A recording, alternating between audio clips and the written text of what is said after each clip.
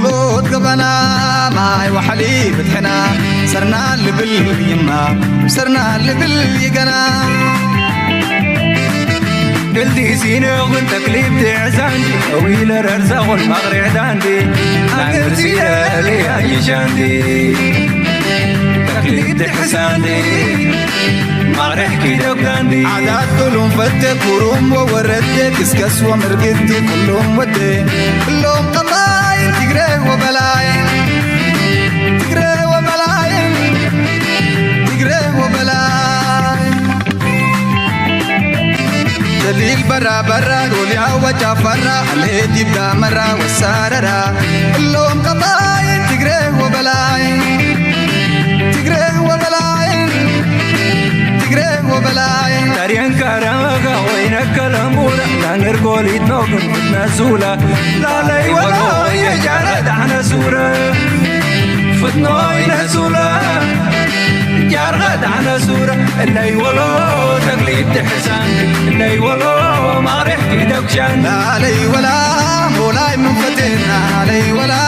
أتحب حابرنا اللي ولو تقليد تحسان اللي ولو ما ريح كيدك شان لي ولا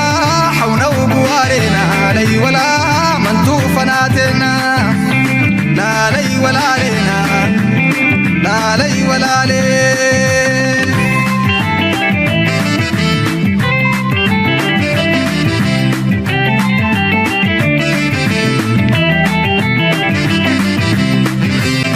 دليل برا برا قولي عوجا فرا الهدي بدا مرا والساررا كلهم قطاين تقري وبلاين تقري وبلاين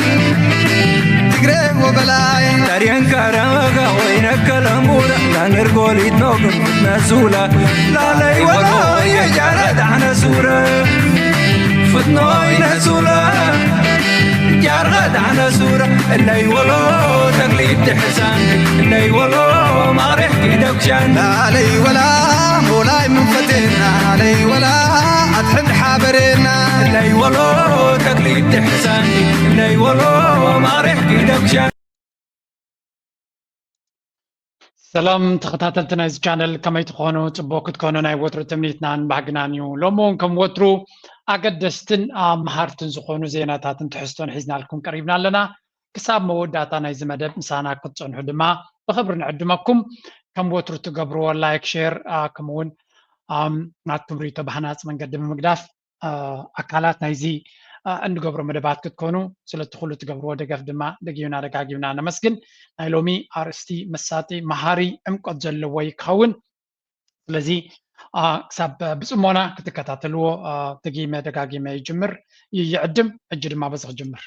Southern Chinese port of Tianjin, where Xi Jinping is rolling out the red carpet for over a dozen world leaders, including Russia's Vladimir Putin and India's Narendra Modi. They're gathering for the summit of the Shanghai Cooperation Organization, a group established by China and Russia in 2001 as an alternative to the Western world order. This year's summit comes as Donald Trump has upended key U.S. trade relationships, notably with India and China. Xi and Modi have already held a bilateral meeting with the Indian Prime Minister, saying he is committed to progressing ties with China. Our regional correspondent Jan Cummins in Brumby has more on the summit from Taipei. Tianjin is normally a port. እንታይ ንርኢ ኣለና እዚ ንሪኦ ዘለና ሓደ ካብቲ ናይ ዓለምና ለውጢ ናይ ፖለቲካ ለውጢ ናይ ኣሰላልፋ ከምቲ ብቋንቋ ናቶም ድማ እንታይ ይብሉ ፀኒሖም ነቲ ንፈልጦ ወርልድ ኦርደር ወይ ከዓ ኢንተርናሽናል ሩልስ ቤዝድ ሲስተም ዝብልዎ ብዓለም ዝሃነፅዎ ኣብ ቅድሚ ዓይንና ክወድቕ ንሪኦ ኣለና ንዑ ድማ ቻይና ብፀብለልትነት ናታ ክትክኦ ንርኢ ኣለና እናበሉ እዮም ሓውሲ ናይ ቁዘማ ዓይነት ዜናን ሓበሬታን ኢና ንርኢ ዘለና እዚ ድማ ዓበይቲ መራሕቲ ናይ ዓለም ናብ ቻይና ኣትዮም ላብ ዘለዉ ቆላሕታ ናይ ሚድያ እንትገለ ብተስፋ ክገልፆ ከሎ እቲ ሓደ ድማ ብፍርሃትን ብስግኣትን ክገልፆ ከሎ ንርኢ ኣለና ቭላድሚር ፑቲን ኣትዩሎ ናይ ህንዲ ኣትዩሎ ካልኦት ብዙሓት ዓበይቲ መራሕቲ ናብ ቻይና ኣትዮም ከም ዘለውን እቲ ርክብ ድማ ብፅቡቕ መንፈስ ናብ ምጅማር ገፁ ይኸይድ ከም ዘሎ እዩ ዝንገር እቲ ሕቶ ኮይኑ ዘሎ ኣብዚ እዋን እዚ ድማ እዚ ሕጂ ንሪኦ ዘለና ርክብ ከምቲ ንሳቶም ዝደልይዎ ዝነበሩ ዘይኮነ ከምቲ ዓለም ትደልዮ ነገር ስለ ዝኸውን ዘሎ እዩ ኣብዚኣ نسمع يسكنيشتين تايلون كومنت قبرولو نا أمريكا ما كسمعكم يتصنع الهجمة. As you said, as the red carpet is rolled out and world leaders from across the world, mostly in East Asia, in Southeast Asia and in Central Asia, but also the Middle East, make their way over to China for what is going to be the latest and the largest round of this Shanghai Cooperation Organization meeting. And what can we expect on the agenda? Well, it started in 2001, this organization. It was mainly focused at that time on military and counter-terrorism. It's expanded its remit now and focusing also more on economic integration and cooperation. That's, of course, something that's increasingly important in a world in which many of these countries, India included, has been slapped with tariffs of up to 50%. And so that is likely to be high on the agenda when discussion. So እንታይ ዝብል ዘሎ እቲ ምጅማር ናይቲ ፕሮግራም ካብ መጀመሪኡ ክንሪኦ ከለና ካብ 2000 ሓቢሉ ዝጀመረ እዚ ሻንጋይ ኮኦፐሬሽን ኦርጋናይዜሽን ዝበሃል ዘሎ እቲ መጀመርያ ንሴኩሪቲ ንኸምኡ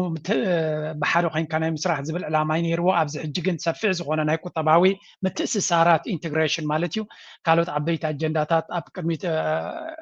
ኣሰሊፉ ኣብ ኤስያ ዝርከባ ዓበይቲ ሃገራትን ኣብ ማእከላይ ምብራቅ ከምኡ ናይ ኤስያ ሃገራትን መብዛሕተን ብዘይ መን ኢኻ ትብላ ራሽያን ቤላሩስን ገዲፍካ ተን ካልኦት ዝመለና ኤስያ ሃገራትን ነቲ ኤስያ ግን ዓብ ስለ ዝኾነ ከናኣስዎ ክብሉ ከለው ኤስያ ኢስት ኤስያ ሰንትራል ኤስያ ሳውዝ ኤስያ ሚድል ኢስት እናበልዮም ከመቃቅልዎ ዝፍትኑ ግን በቲቲ ኤስያ እዩ ኤሮፓ እዩ ኤስያ ኸ ኤስያ እዩ ስለዚ ብሙሉ ናይ ኤስያ ኦርጋናይዜሽን እዩ ራሽያ እውን ብዓብዩ ክፋል ናይ ዋላ እኳ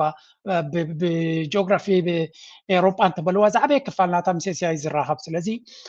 ትርክብ ድማ ኣዝዩ ኣገዳሲ ኣብ ኣገዳሲ መድረክ ድማ እዩ ኩላተን እዘን ሃገራት ከምዚ ዓይነት ምክንያት ኣጋጢሞን ኣይፈልጥን እዩ ዝበሃል ዘሎ ምዕራባዊ ዓለም ድማ ነዚ ኩነታት እዚ ብቐረባ እዮም ዝከታተልዎ ዘለው ህንዲ ኣብኣትዩ ምስ ፕራይም ሚኒስተር ናይ ምስ ፕሬዚደንት ናይ ቻይና ፕራይም ሚኒስተር ናይ ህንድን ናይ ቻይናን ሓደ ብሓደ ባይላተራል ርክብ ከም ዝገበሩን እቲ ዝተገብረ ርክብ ድማ ኣብ ብዙሕ ጽቡቕ ዝኾነ ምትሓሓዝ ወይ እውን ናብ ጽቡቕ ገፁ ይኸይድ ከም ዘሎ ትርክብ ኣብ መንጎተን ሃገራት ዝግበር ዘሎ ብፍላይ ኣብ መንጎ ቻይናን ህንድን ዝግበር ዘሎ ርክብ ናብ ጽቡቕ ማእዝን ይኸይድ ከም ዘሎ ዘርኢ ከም ዘሎ ኣብ ዝስምዕዎ ድሓን በዓላቶም ሪያክት ክገብርሉ ከለው ናይቲ ምዕራባዊ ሚድያ ዝገብሮ ዘሎ እቲ ናይ ኤስያ ብጣዕሚ የጋንኖ ክመስለኩም ስለ ዝኽእል of autocratic and populist leaders. Rivals and allies alike are welcome. They're taking part in a security summit designed to present China as the leader of an alternative international order to Western-led institutions. It's Narendra Modi's first visit to China in 7 years. The Indian that seeks imports from India. I am expecting Lucy as well have some more praised the China-Russia alliance. Myanmar's ሓንቲ ሓበሬታ ክበኩም እየ ሳ ድማ ገለገሌና ነዚ ናይ ኤስያ ርክብ ወይ እውን ንኤስያ በቲ ፕሮፓጋንዳ ናይ ኤሮፓ ስለ ዝዓበና ትክክለኛ ሓበሬታ የብልናን እዚ ትሪእዎ ዘለኹም ቪድዮ ንኣብነት ካብ 1500 ኣቢሉ ዝጅምር ማለት እዩ ኣብ ዓለም ዝዓበየ ሃገራት መን እየን ነይረን ድሕሪ ኢሎምካ ከምዚ ትሪእዎ ዘለኹም እዩ ኣብ ላዕሊ ዘሎ ቻይና እዩ ነይሩ ትሕቲኡ ህንዲ ነይሩ ስለዚ ህንዲ ይኹን ቻይና ሎሚ ሓያላት እዮም ክንብል ከለና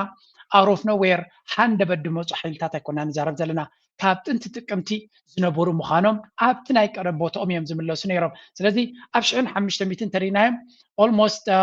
እቲ ኦቶማን ኢምፓየር እቲ ናይ ቱርኪ ቻይና ህንዲ እዚኣቶም እዮም ቶም ዓበይቲ ነይሮም ድሕሪኡ እቲ ስፓኒሽ ኢምፓየር ኣሎ ናይ ፍራንስ ንግስነት ኣሎ ፖርቱጋል ኤሮፓ እቲ ናይ ኤሮፓ ናይ ዓዲ እንግሊዝ ድማ ብታሕቲ ትሪእዎ ኣለኹም ስለዚ ናይ ቻይና ናብ ዓለምና ኣብ ቅድሚት ትመፅእ ኣላ ክንብል ከለና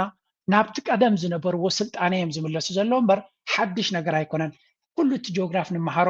ታሪክ ንመሃሮ ወይ መፅሓፍቲ ነንብቦ እንተሪእና ግን ነዚ ስልጣነ ናይ ቻይና ይኹን ናይ ህንዲ ዝድምስስ እዩ ነይሩ ምዕራባዊ ዓለም ቅድሚኡ ዝነበረ ስልጣነታት በሙሉ ከም ዝድምሰስን ክጥቀስ ከም ዘይብሉን ገይሩ ይሰርሕ ነይሩ ስለዚ ቻይና ንመብዛሕትኡ ኣብዚ ቀረባ ብዛዕባ ቻይና ክሰንበፅ ፀንሐ ሃንደበት ሕጂ ትመፅእ ዘላ ናብ ምዕባለ ኮይኑ ዝስምዖ ውሑድ ኣይኮነን እንጂ ከረይኩም ነዊሕ ታሪክ ስለ ዝኾነ ኣብ ሕልፍ እናበልና ክንሪዮ ስለዚ ኣብ 1600 ኩሉ ኣብ 1600 ዘሎ ግዜ እንተሪኢኹሞ ኣብ ኩሉ ክልቴን እየን ዘለዎ ኣብ ቅድሚት ህንድን ቻይናን ካልእ እናተቀያየረ ዝኸይድ ናይ ፍራንስ ንላዕሊ ዝመፀሉ ግዜ ንርኢ ኣለና ሩስያ እውን ኣብቲ ላዕሊ ዝነበረ እዩ ዴር ስቲል ኣብቲ ላዕሊ ቶፕ 4 ቶፕ 5 ዘለው ራሽያ እውን ኣብኡ ነይሩ እዩ ሶ በዓል ራሽያ እውን ኤንሸንት ኢምፓየርስ እዮም ናይ ጥንቲ ነገስታት እዮም ጎረቤት ናይ ኢትዮጵያ ናይ ጥንቲ ንግስነት የኢሉ ኣምሳቶም ክስራሕ ዝፍትን ኢን ጀነራል ክንሪኦ ከለና ሶ كم نريد زلنا بشحن شوعات تميتنا بيلو Great Britain زبال كمون East India Company زبال نساتهم من غميت كموصون نريد مالنا ስለዚህ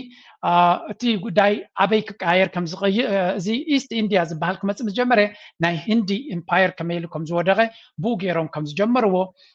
በዓል ናይ ዳች ኢምፓየር ዝነበረ ዳች ሪፐብሊክ ዝበሃል ይመፅእ ኣብ 1800 ክንመፅእ ከለና ዩኬ ኦልሬዲ ነቲ ናይ ዓለምና ኣካይዳ ካብ 1800 ኣቢሉ ካብ መወዳእታ ኣብ 1800 ኣቢሎም እዮም ናይ ዓለምና ዝዓበየ ቁጠባ ክኸውን ጀሚሩ ስቲል ቻይና ኣብቲ ራንክ ከም ዝነበረ ኢና ንርኢ ዘለና እናቐፀልና እንድሕር ከድና እውን ንታሪኹን ስለ ዝግድሰና እዩ መብዛሕትኡ ግዜ ኣብ ዘረባ ዘይንሰምዖ ነገራት ስለ ዝኾነ ስለዚ እቲ ኩነታት ኣብ 18 እዚ ናይ 19 ክፍለ ዘበን ዝበሃል ዝያዳ ኣብኡ እዩ እቲ ፀብለልትነት ናይ ኤውሮጳውያን ኪንግደምስ ከብል ጀሚሩ ድሒሮም ድማ ነቲ ንኣፍሪቃ እውን ክንቆፃፀር ኣለና ዝብል ካብዚ ዝመፅእ ሕጂ እንተሪኢኹም ኣብዚ እቲ ናይ ኢሮፕያን ኢምፓየርስ ኣብ ዝተፈላለየ ኣብዚ 1800 እናሓየለ ከም ዝመፀ ኢና ንርኢ ዘለና ብኡ መጠን ዩኬ ዓቢ ሽዑ እቶም ካልኦት እውን ኣብቲ ራንክስ ክመፁ ንርኢ ኣለና ኣሜሪካ ዝበሃል ድማ ኣብ 1800 ቀልጢፉ ካብ ታሕቲ ንላዕሊ ክመፅእ ንርኢ ኣለና ማለት እዩ ቀልጢፉ ኣብቲ ልዕልና እናመፀ ዝመፀ እዩ ማለት እዩ ከም ንሪኦ ዘለና ድማ ኣብ ዳርጋ ድሕሪ ፍርቂ ናይ 1800 ዘሎ ግዜ እቶም ናይ ምዕራባውያን ዓለም ዩናይትድ ኪንግደም ዩኬ ክኾን ከሎ ፍራንስ ኣሜሪካ እናመፁ መፅኦም ራሽያ ኣሎ ብጀካ ቻይና እቶም ካልኦት እናተኣለዩ ከም ዝኸዱን ስቲል እቲ ናይ ህንዲ ኢምፓየር ግን ከም ዘሎ ንርኢ ኣለና ኦቶማን ኢምፓየር እናደኸመ ከም ዝኸደ ኣጋይን ኣብ 1900 ድማ ዳርጋ ኣብቲ ናብ 1900 እናቕረብና ክንከይድ ከለና እታ ናይ ኣሜሪካ ሓይሊ ኦልሞስት ኣብ 1800 ናይ መወዳእታ ግዜ ነቲ ብሪቲሽ ኢምፓየር ሓሊፍዎ ካብኡ ጀሚሩ እቲ ዳርጋ ናይ ኣሜሪካ ዶሚኔሽን 1900 ወይ ከዓ 20 ክፍለ ዘበን ካብ መጀመሪኡ ክሳብ መወዳእቱ ናይ ኣሜሪካ ዕብለላ ዝነበሮ እዩ ንብል ኣለና ናይ በዓል ቻይና ናይ በዓል ህንዲ ግን ታሕቲ ከም ዝወረደ እዚ 20 ክፍለ ዘበን እቲ ቀንዲ ሕማቕ ነቲ ግሎባል ሳውት ዝበሃል ኣዝዩ ድሕሪት ተመለሰሉ ግዜ ከም ዝነበረ ኢና ንርኢ ዘለና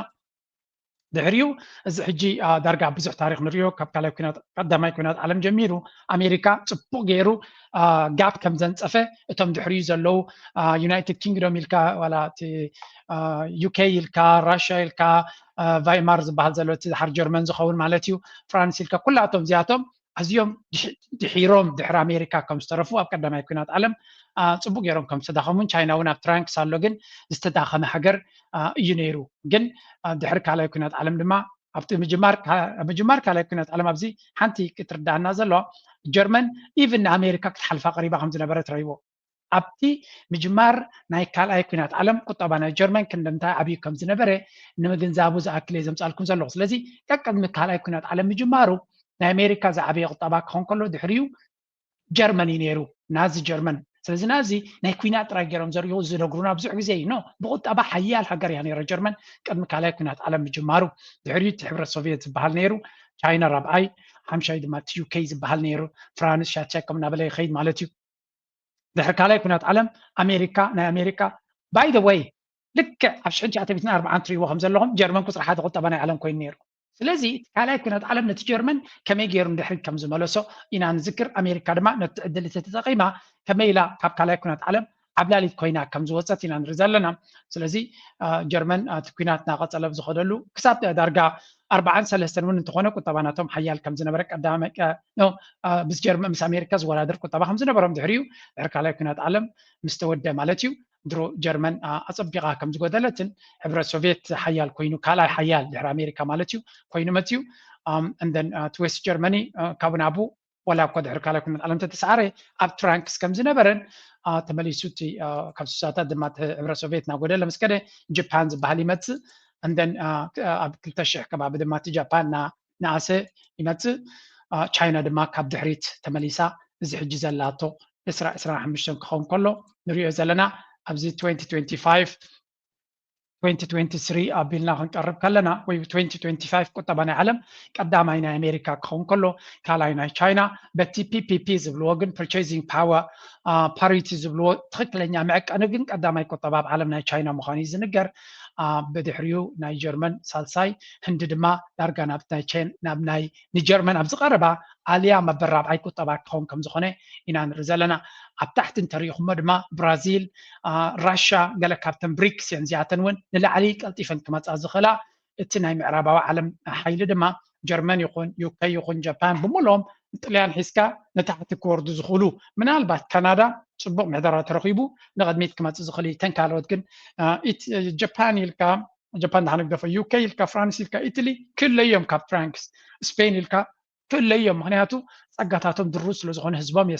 يعبس لزيله مسجزيه كل يزخول يوم تي جلوبال ساوز بحال اذا حجن ريوت انا حنا ركب دما نزي سلازا قلعيو تاغدا سنه زلو نبلو زلنا ስለዚህ እዚ ናይ ሻንጋይ ኮኦፕሬሽን ርክብ ኢልና ንዛረበሉ ዘለና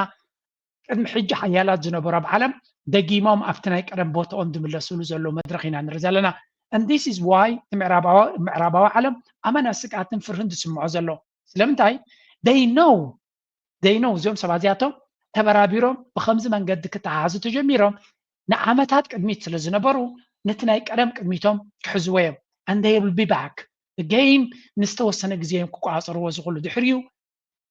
ቻይናን ህንድን ጥራይ ድሕሪ ዝምድንኦም ዘለዎም ፀገማት ፈትሖም ብሓደ ክሰርሑ ጀሚሮም it's game over ምክንያቱ ራሽያን ተወሲኽ ካለ ምስቲ ኩሉ ፀጋታት ናታ እንደን ኣፍሪካ ኸ ብዓብይቱ ዘለዎ ፀጋታት ተሪኻዮ ምዕራባዊ ዓለም ኣብ ምዝመዛን ኣብቲ ድሕረትን ናይ ዘን ሃገራት እዩ ፀብለልትነት ናቱ ተጎናፂፉ ነይሩ ድሕሪ ሕጂ ግን ብገለ መልክዕ ኣታሊሎሞ እንተደይ ተመሊሶም it's not gonna happen ስለዚህ ምዕራባዊ ዓለም ቀዳማይ ነገር ሰልፍ ዲፊቲንግ ንነብሱ ዝቀትል ፖሊሲታት ዝኽተል ዘሎ እንታዮም ነፍስኻ ዝቀትል ዝብሉ ህዝቡ እናደቀቀ ይኸይድ ኣሎ ህዝቢ በዚህ ያለን ኣብ ልዕሊ ድማ ኣብ ልዕሊ ደቂ ኣንስትዮን ደቂ ተባዕትዮን ዘሎ ፍልልይ ረይዎ ግብረ ሰዶማውነት ረይዎ ክወልዱ ይደልዩን ውላድ ክብሪ የለን ትወልድ ዘላ ጓል ኣንስተይቲ ልክዕ ከምዚ በጊዕ ትወልድ ዘላ ጌርካ ናይ ምቕራብ ዘረባ ኣብዚ ሚድያ ደጋጊምና ንሰምዖ ዘለና ኢና ስለዚ እቲ ባዕሎም ዝኽተልዎ ዘሎ ፖሊሲ ህዝቦም ከምዘይዓብን ከምዘይባዛሕን ይገብርዎ ኣሎ ካልኣይ ትኪት እቲ ፃዕራም ሕብረተሰብ ናይ ባሓጎታቶም ኣይወሰድዎን ሎሚ ውሑድ ሰዓታት ክሰርሕ ዝደሊ ድሩት መዓልታት ክሰርሕ ዝደሊ ዝበዝሐ ግዜ ፍሪ ኮይኑ ክነብር ዝደሊ ምዕራባዊ ዓለም ኢና ንርኢ ዘለና ፅዒሩ ከምቲ ናይ ባሓጎታቱ ክልተ ሽፍቲ ክሰርሕ ዘይደሊ ኣብ ካልእ ዓለም ክልተ ሽፍቲ ምስ ዝሰርሑ ዘለዉ ተወዳዲሩ ቅድሚት ክመፅእ ዝደሊ ኢና ንርኢ ዘለና ዝኩሉ ኣብ ግምት ኢኻ ምዕራባዊ ዓለም ولا ون النجارات كينات دي مثلا ويقلنت دي مثلا بتنساتهم زختلوا زلوا من قدي ندي عريكم اللي سمر غميت قادي كولونيا بقمت علو كم بعد تشاينا بعد الهندي ستيل دخاز بملي ومي كسرح زدلي غدميت كمت صبغ هي وتكسما ارز دلي ليتم عادن كويس دلي حبرته سبالو اب افريكا انت مسيخه ما عاد عرا مالو عدل زي رخبه سلازي علمنا تعدلات نازل حد مسكدت نتعدلات زدقام زلو حزب انتي كقوني نتعدلات بسعري ناتوغاي كوزو زغل نابو زياده زي كتف زغل نسو كعبيو اتحكاي حبرتسب اتي اب مزمزا ناي دخاتات هاغراتن ناي دخاتات حزبن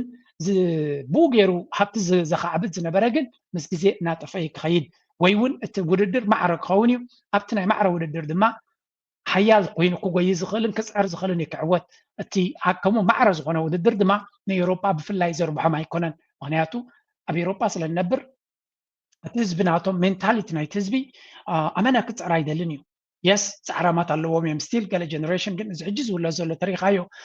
نقول بس راح كسرح يمرصنيو بزح اب سوشيال ميديا مسوز تاع حسرحات انبر صعرام كون ايدلنيو تي اب العلي دما تي اب حدارن اب كبرتن اب سترابيتن زلو الرايا نقول اللي زخي زلو تقبر سدوما من ناس فحي قيدالو كل زي تدمامير ما تعبرت سب كدا خمس غلمبر تحيل زخلا يكونن كن نزي كيغو ازي نغير زي كيغاطمه نعون مسبار بزح صعر خبرو مخانن فلوتيو حدا كابو نزي كنتات امريكا خميتريو لسكنره China's President Xi Jinping is hosting 26 world leaders in Beijing this week, including Russian President Vladimir Putin and North Korean leader Kim Jong-un. And Indian Prime Minister Modi this weekend's summit and military parade come amid ongoing economic and political tensions between China and the U.S. Let's bring in Gordon Chang, a senior fellow at the Gatestone Institute. He's also the author of Plan Red, China's project to destroy America. Gordon, welcome. Thanks, Mike. Is hosting Vladimir Putin, Kim Jong-un, and Prime Minister Modi of India. How alarmed should we be? بحفجة تي نريو زلنا كنتاتني أمريكا بخميك الوايو أمريكا نزو قداي زي سغيلا ديا كتريو سغيلا مرأيكا كواز أي غلديو ንዝብል ኣርስቲ ብርግጽ ብቐረባ ይከታተልዎም ዘለዉ ግን ኣሜሪካ ኣካል ዲስትራክትድ ኮይና ስለ ዘላ ነዚ ኩነታት ዝርያ እውን ሓደ ኣገዳሲ ስጉምቲ ክትገብር እያ ዝብል እምነት ከም ዘየለይ ዝንገር ዘሎ ብርግጽ እቲ ዝካየድ ዘሎ ኩነታት ንኣሜሪካ ስቃት ክፈጥረላ ዝኽእል ምዃኑ እዩ ምናልባት ሓንቲ ካብቲ ዘለናዮ ውፅእ ኢለ ሓንቲ ሪፖርት ክበኩም እየ ገለ ሰብ ነዚ ዝካየድ ዘሎ ኩነታት ንቻይና ክነጋንን ኢልና ንዛረብ ዘለና እዩ ዝመስሎም but listen here. Look at this graph. It tells a fascinating story of the world's superpowers and how they're producing electricity and energy like never before. Like here in 1985, the United States is leading. Fast forward to 2000, just a few years later, and there's an interesting trend that is starting to appear. But nobody could predict what would happen next. China's electricity እዛ ቻርት እዚኣ እንተሪኢኹማ ሓደ ካብ ዓለምና ኣገዳሲ መለክዒ ክረአ ዘለዎ ይብሉ ቁጠባ ናይ ዓለም ናበይ ይኸይድ ከም ዘሎ ኤሌክትሪክ ንምንታይ ፓወር ኮንሳምፕሽን ወይ ከዓ ፓወር ዩዘጅ ይብልዎ ስለዚ ናይ ቻይና ናይ ቶፕ ፓወር ፕሮዲዩሲንግ ካንትሪስ ሓንቲ ሓያል ሃገር ብቋንቋ ናይ በዓል ኢሎን ማስክ ክትሪኦ ከለካ ሓያል ኮይና ክትቅፅል ትኽእል ሃገር ትበሃል መጀመርያ ናይ ፀዓት ዓቕምና እንታይ ኢኻ ክትሪኦ ዘለካ እዮም ዝብሉ ስለዚ ኩለንተን ሃገራት ሪኻየን ናይ ቻይና ኣበይ ኣሎ ትሪእዎ ኣለኹም ትቐይሕ በይኑ መወዳድርቲ ብዘይብሉ መንገዲ ተወንጪፉ ንላዕሊ ኸይዱ ከም ዘሎ እዚ ኸ ሓደ ካብቲ ናይ ቻይና ዶሚኔሽን ዝበሃል ዘሎ ንክረጋገፀሉ ዝኽእል መንገዲ እዚ እዩ ቻይና ሓደ ካብቲ ኣሜሪካ ከተዳኽመላ ትኽእል መንገዲ እንተሎ ብመንገዲ ፀዓት እዩ ስለምንታይ ቻይና ክሳብ ሕጂ ነዳዲ ስለ ዘይተውፅእ ዘላ ነቲ ናይ ነዳዲ ዕድላት ብምቁራፅ እቲ ሃገር ወይ እውን ዋጋ ናይ ነዳዲ ከም ዝሕይል ብምግባር ነቲ ናይ ቻይና ኢንዱስትሪ ክፀልዎ ትኽእል እያ ዝብል ነይሩ ነዚ ስለ ዝፈልጡ ቻይናውያን ነቲ ናይ ፀዓት ዓቕምናቶም ብኒውክለር ይኹን ብሶላር ይኹን ብሃይድሮኤሌክትሪክ ፓወር ብዲጋታት ጌርካ መመንጨው ዝመፅእ ይኹን ብዊንድ ፓወር ይኹን ብኩሉ መለክዒታት ወላ እውን ብከሰል እንተኾነ ንባክኣብ ኢሎም ናይ ከሰል ቦታታት ገይሮሞ ዘለዉ ናይ ቻይና ሓይሊ ናይ ፓወር ካብ መጠን ንላዕሊ ብዘገርም ኩነታት እዩ ዝኸይድ ዘሎ ስለዚ በቲ ሓደ ብቁጠባን ብኢንዱስትሪን ዶሚኔት እናገበርዋ ክኸዱ ከለዉ ካልኣይ መንገዲ ድማ ኣሜሪካ ኣብ መወዳእታ ኣንፀርፂራ ኩናት ክትጅምር ትኽእል እያ ኩናት ጌራ ወይ እውን ብዝኾነ ይኹን ኩናት ጌራ ነዚ ቻይና ዝበሃል ክትኣልየ ትኽእል እያ well for that they're also planning for it ኣብዚ ዝረኣዩ ካልእ ሪፖርት ክበኩም እየ Army's electronic warfare unit has produced a list of targets for a coordinated attack against U.S. aircraft carrier strike groups. The Chinese scientists have revealed the design of a new generation electronic warfare weapon that looks straight out of an action movie. Sometimes war isn't decided by who has the biggest ship, the longest runway, or the flashiest flag waving from the mast. Sometimes it's math. Cold, ruthless math. And right now, the math is screaming a warning across the oceans. ሓደ ካብቲ ኣብዚ እዋን እዚ ብዙሕ ግዜ ዝዝረብ ነገር እንተሎ ናይ ኣብ መወዳእታ ኣሜሪካ ነዚ ሕጂ ዝካየድ ዘሎ ኩነታት ብዝኾነ ይኹን ምክንያት ምስ ቻይና ፊት ንፊት ክትገጥመሉ ትኽእል ኣጋጣሞን ክህሉ ይኽእል እዩ እዚ ነገር እዚ ኣይከውኒ ኢልካ ክትዛረበሉ ትኽእል ከም ዘይኮነ ብዙሕ ግዜ ኣብ ናይ ኣሜሪካ ዲፈንስ ኤክስፐርትስ ከምኡ ክብሉ ትሰሚዕ ኢኻ መፈጣጥሲ ከጋጥም ይኽእል ይብሉ ቻይና ኢቨን ነቲ ወታደራዊ ኩነታት ክመፃ ዝኽእል ኣሜሪካ ኣብ ቅድሚኦም ኣንፂፋቶ ዝነበረት ፀብለልትነት ሓደ ብሓደ ክርክብዎ ይክእሉን እዮም ሓደ ብሓደ እንታይ ማለት እዩ ንኣብነት ኣሜሪካ 11 ድዮ ዋላ ልዕልዩ ካሪየርስ ዝበሃላ ነፈርቲ ክሽከማ ዝኽእላ ዓበይቲ መራኽብ ኣለዎ ስለዚ ቻይና ድማ 3 እዩ ዘለዋ 11 ንክትሰርሕ ክንምንታይ ግዜ የድልየካ ካላርስ እዩ ግን ሓደ ግዜ ድማ ነቲ ገይም ክትቅይሮ ኣለካ ነቲ ገይም በቲ ንስኻ ክትዕወተሉ ትኽእል መንገዲ ክትቅይሮ ኣለካ ንኣብነት እዚኣ ትሪእዋ ዘለኹ መርከብ ባዕላ ክትከይድ ትኽእል መርከብ እያ እዚኣ ድማ ብ2.5 ሚልዮን እያ ትስራሕ እቲ ኖርማል ኤርክራፍት ካሪየር ዝበሃል ናይ ኣሜሪካ ግን 2.3 ቢልዮን ወይ እውን ልዕልዩ እዩ ዝወስድ ገንዘብ ስለዚ እዚአን መራኽብ ንኣሽቱ ግን ከዓ ኣብ ኣመና ውፅኢት ዘለወን ብብዝሒ ከምዚአን ብምፍራይ ንኣሜሪካ ሞር ቻሌንጅ ክገብርዋ ክእሉ እዚ እቲ ዝዓበየ መራኽብ ናይ ኩናት ናይ ኣሜሪካ ቻይና ግን ኣክንዲ ከምኡ ጥራይ ትደግም ንኣሽቱ ድሓን ዝኾነ ዕቤት ዘለዎን ግን ብብዝሒ ከተፍርየን ትኽእል ብዝሓሰረ ዋጋ ከተፍርየን ትኽእል ነቲ ኩናት ድማ ንዓታቶም ዲስፕሮፖርሽናል ኣድቫንቴጅ ክቦም ዝኽእል መንገዲ እዮም ዝፈጥሩ ዘለዉ ይብሉ እዞም ናይ ዲፈንስ ኤክስፐርትስ ማለት እዩ ስለዚ ንፀላኢኻ ኩሉ ግዜ በቲ ንሱ ዘለዎ ዓቕሚ ክትወዳደሮ ዘይኮንካ በቲ ንዓኻ ዘዋፅኣካ መንገዲ ክትወዳደሮ ትኽኢልካ እቲ ዝበለፀ እዮም ዝብሉ ዘለዉ ስለዚ ናይ ቻይና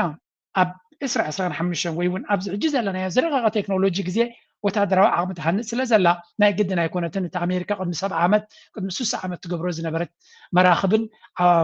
መሳርሒ ናይ ኩናትን ክሰርሕ ታይዳ ካልእ ፍልይ ዝበለ ብፍላይ ዘን መራኸብ እዚአን ናይ ብሓቂ ኣገደስቲ እየን Over the horizon, not one Chinese ship appears, but 1,000, then 2,000, then 4,000.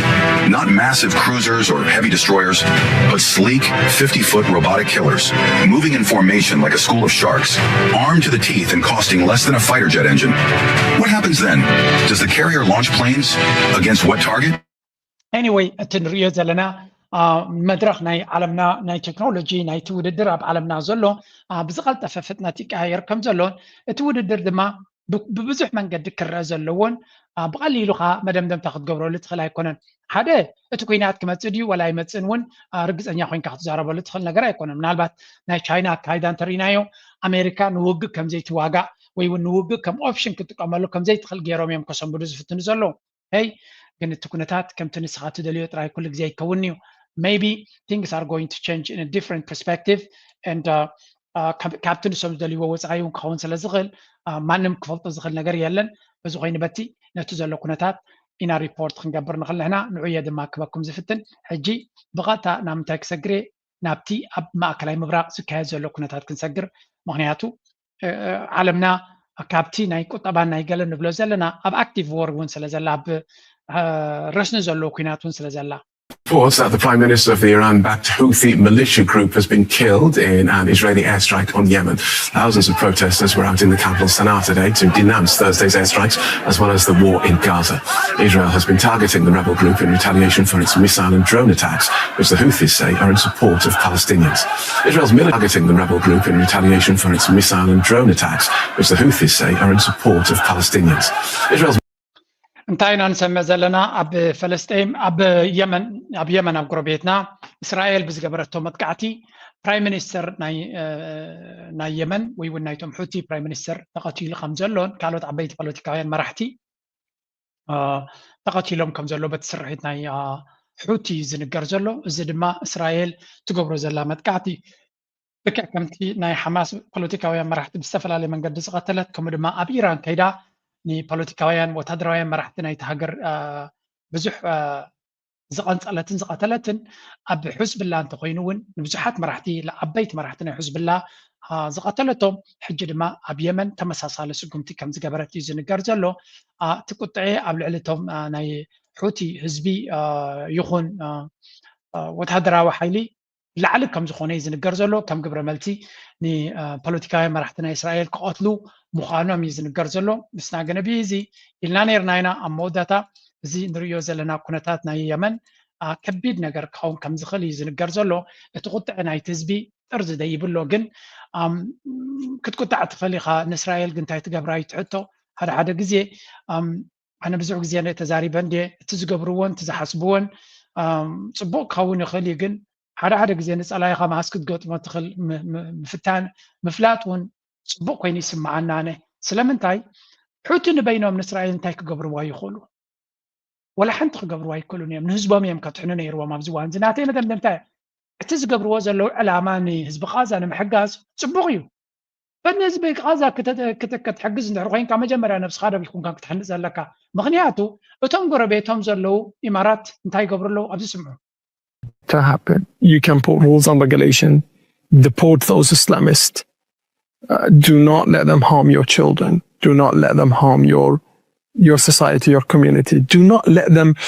be the people who wake up on the 8th of October, for example, and tell you to boycott Challah, attack a Jewish restaurant just for being a Jew. And they justify it and they allow it. Don't be. This is your country. This is your civilization. You cannot be Muslim more than me. You will not be more Arab than I. So why is it that I banned the Muslim Brotherhood and you haven't? Why is it the fact that Islamic Relief is banned in UAE and is banned in Mecca, but is allowed in Paris and in London? So there is a lot of questions to be asked. You're allowing it to እዚኣ ትሪእዋ ዘለኹም ፅሕፍቲ መን ሼር ገይርዋ የርእዮም ብየማን ኣብ ላዕሊ ረእይዎ ኢሎን ማስክ ዋይዝ ወርድስ ብምባል ሼር ገይርዎ ኣሎ እንታይ ዝብል ዘሎ ሕሉፋት ኣስላም ንዝኾኑ እንታይ ክትገብሩ ኢኹም ኣብ ሎንደንን ኣብ ፓሪስን ኮፍ ንኽብሉ ትገብርዎም ዘለኹም እዚ ሞስለም ብራዘርሁድ ዝበሃሉ ወረቐቶም ቀንጢጥኩም ዘይትጥርዝዎም ናብ መበቆል ዓዶም ዘይትጥርዝዎም ኣንሕና ኣብ ኢማራት ዘይነፍቅዶ ንሕና ሃገራት ዓረብን ሃገር እስላምን ዝኾንና ንሕና ዘይነፍቅዶም ኣብ ሃገርና ንክኾኑ ከመይ ጌርኩም ንስኻትኩም ኣብ ናትኩም ከተማታትን ሃገርን ተቐምጥዎም ኣለኹም እዩ ዝብል ዘሎ ስለዚ እዚ ዘረባ እዚ ነቲ ሕሉፍ እስላማዋት ሓሳስባ ዘለዎም ኣብ ኤሮፓን ኣብ ኣሜሪካን ኣብ ካልእ ዓለምን ዘለዉ it's going to be very serious ምክንያቱ ኢሎን ማስክ ብጣዕሚ ፑሽ ዝገብሮ ዘሎ ነዚ ኣብ ኤክስ ናቱ ትከታተልዎ ኣለኹም ኣብ መዓልቲ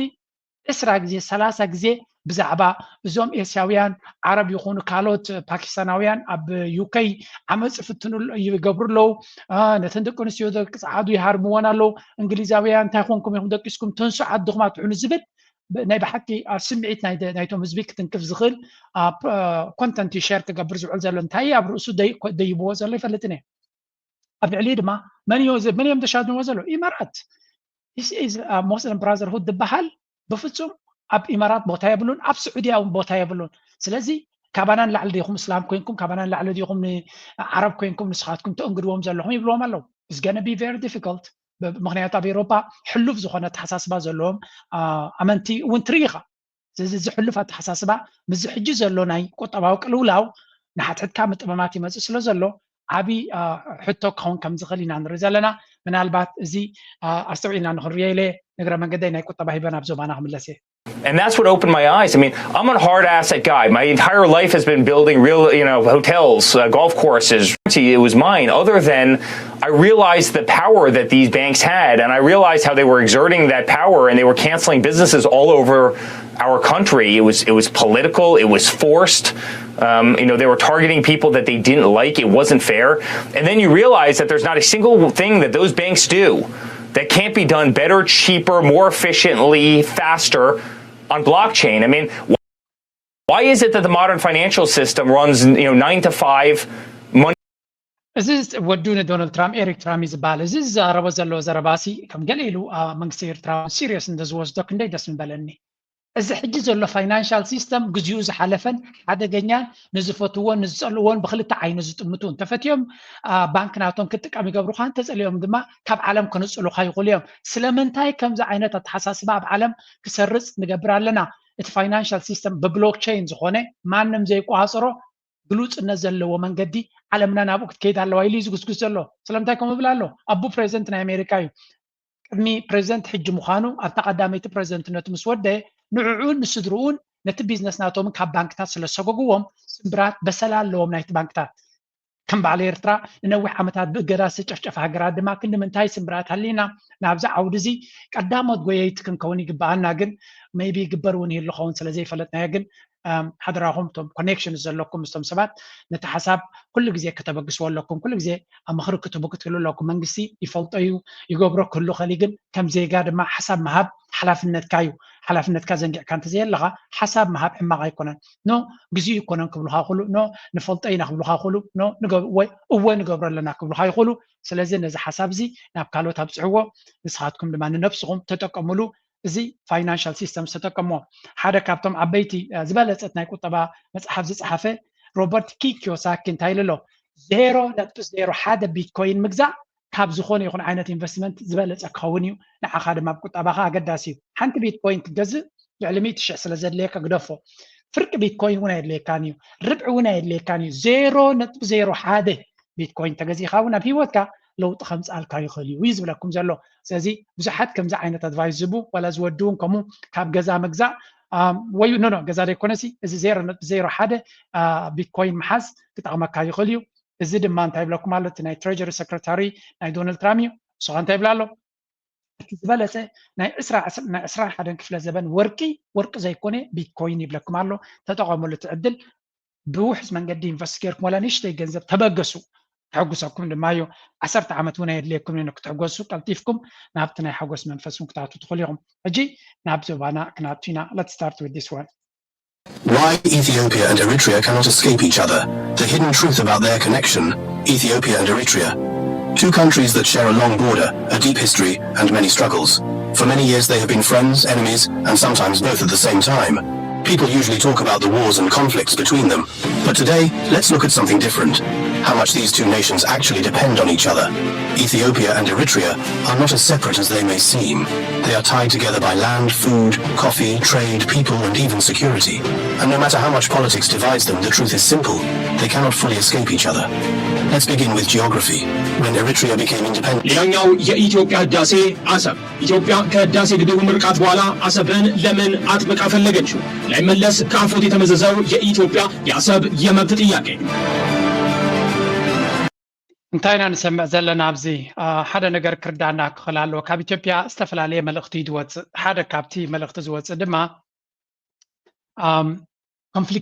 ኮንፍሊክት ዝገብር መሰጅ ሓደ ግዜ ክልቲኡ ህዝቢ ተነጻጺሉ ክነብር ዘይክእል ረብሓ ናቱ ድማ ዝተጠናነገ ምዃኑ ብታሪክ ዝተኣሳሰር ብጉርብትና እውን ዘተኣሳስሮ ብዙሕ ዘለዎ ብህዝቢ ዝተኣሳሰር ኣብ ኩንነት እውን ዘተሓሓዝ ዘለዎ ነገራት እናጠቐስካ ብግምጣሉ ግን እንታይ ክትገብር ኢኻ ትፍትን ኩሉ ግዜ በቲ ሓደ ናይ ሰላም ሓይሊ ክትከውን ትፍትን بإنجليش كون كله بتخالف عن قطعات كون كله دما دحريتي حداسي قد باب زقربا وان مستودة قطع نام ناي حسب ناي أفضل جبحرنا إيرتران ويونا بإيرترا ورار جزء خيط كم زغل زغل حبريتان يسمع لنا حنت بزياك نصر النازل لوا دارجا قبل على إيرترا زجبر زلو أكايدا بوجن إثيوبيا تأمامين كاخدك سولت خلنا جراي كونن زجراج حسابات ኣብዚ ዋን እዚ ድማ ሞር ናብ ኩናት ገፁ ክኸይድ ዝኽእል ዘንፍት ነገራት ንርኢ ኣለና ኢና እንድሕር ኩናት ደይገይሮም ኢትዮጵያ ድማ ኩናት ስለ ዝፀልኡ ዘይኮኑሲ ዓቕሚ ስለ ዝሓፀሮም ጥራይ እዩ እዚኣ ሓንቲ ነገር እናበርህት ትመፅእ ዘላ እያ ምናልባት ሓደ ካብቲ ኣነ ብተደጋጋሚ ኣብዚ ቻነለይ ሓያል ግዜ ዝጠቐስክዎ ነገር እንተሎ ሕጂ እውን ደጊመ ክዛረቦ ዝደሊ እዛ ቪድዮ እዚኣ ናይ ኤርትራ ሚኒስትር ሓበሬታ ዘርጊሕዋ ሼር ገይርዋ ዝነበረት ድማ and stripping wood, iron, steel, and gone to bed idle.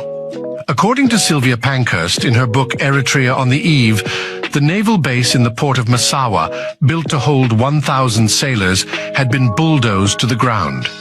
Navy headquarters, a 500-bed hospital with its air conditioning plant, the oil storage tankers, main water supply tanks, electricity units, naval warehouse, customs offices, more than 75 buildings in all had been reduced to dust and rubble.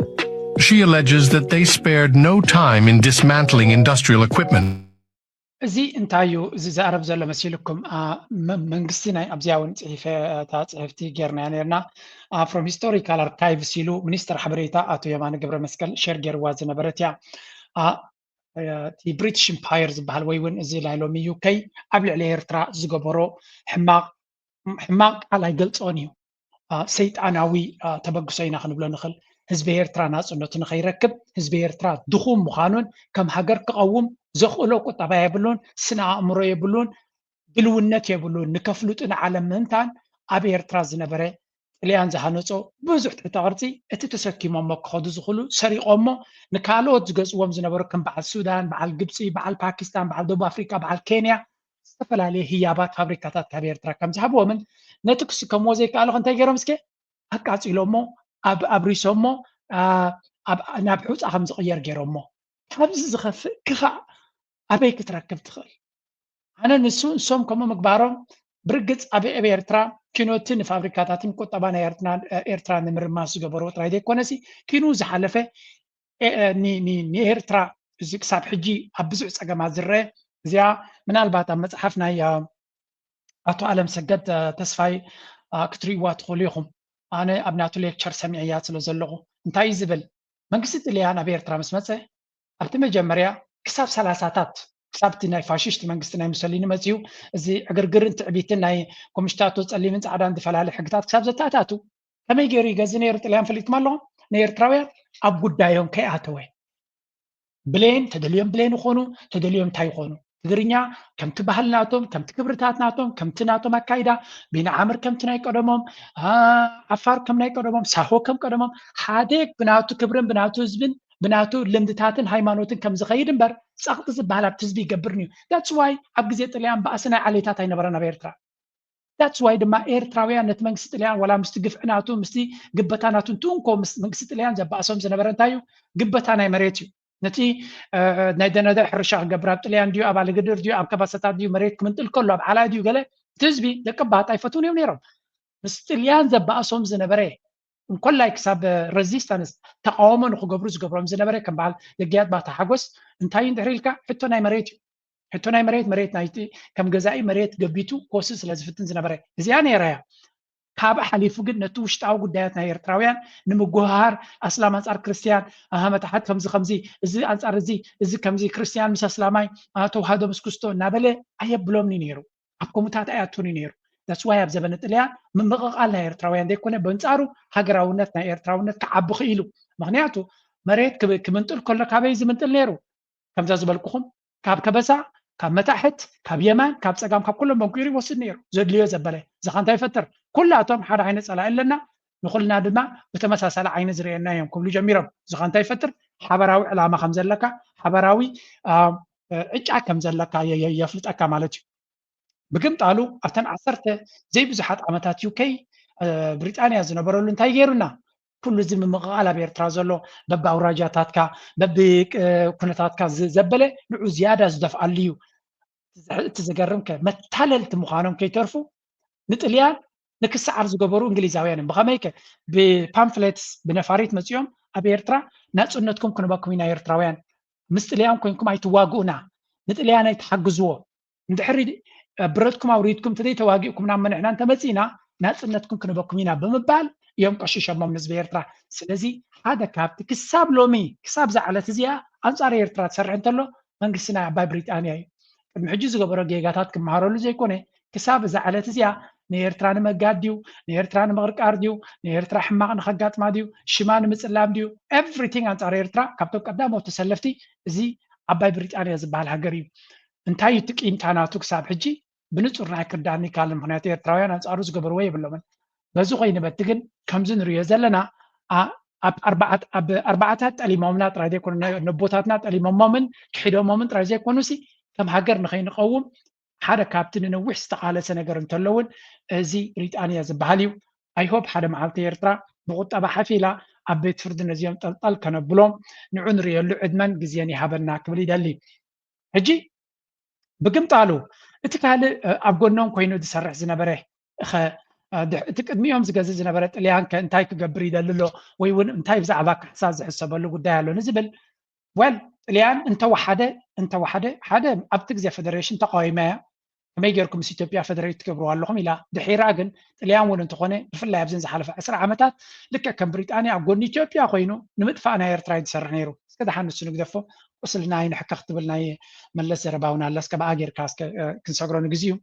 أبزوا أنا زي مسير ترى هذا وطبعا شركة نت كجبر تبغى خمسة لو يزنقر BBC هذا أرتيكل أو تينير زعبانا يرترا مالتيو الزخا انتا يوم زبلو نوع زبال أرتيكل ينيرو قال كابتي كاب BBC كوابز بوك تبايت خلني خانديوم انديوم زبلو جن زي تغيرو زلو مستليان تغيرو زلو كنتاسي نافرك بس خل دخون ليان كان يبحكي مسير ترا نايكو طبعا وشركنا تكتجبر سيريس لدي تبقي سازلا نزبل حتى يوم أنا لايز قبرو أبسميتاتي مزرابة يدلنيو قد بقدر حق انتا يوم زبلو زلو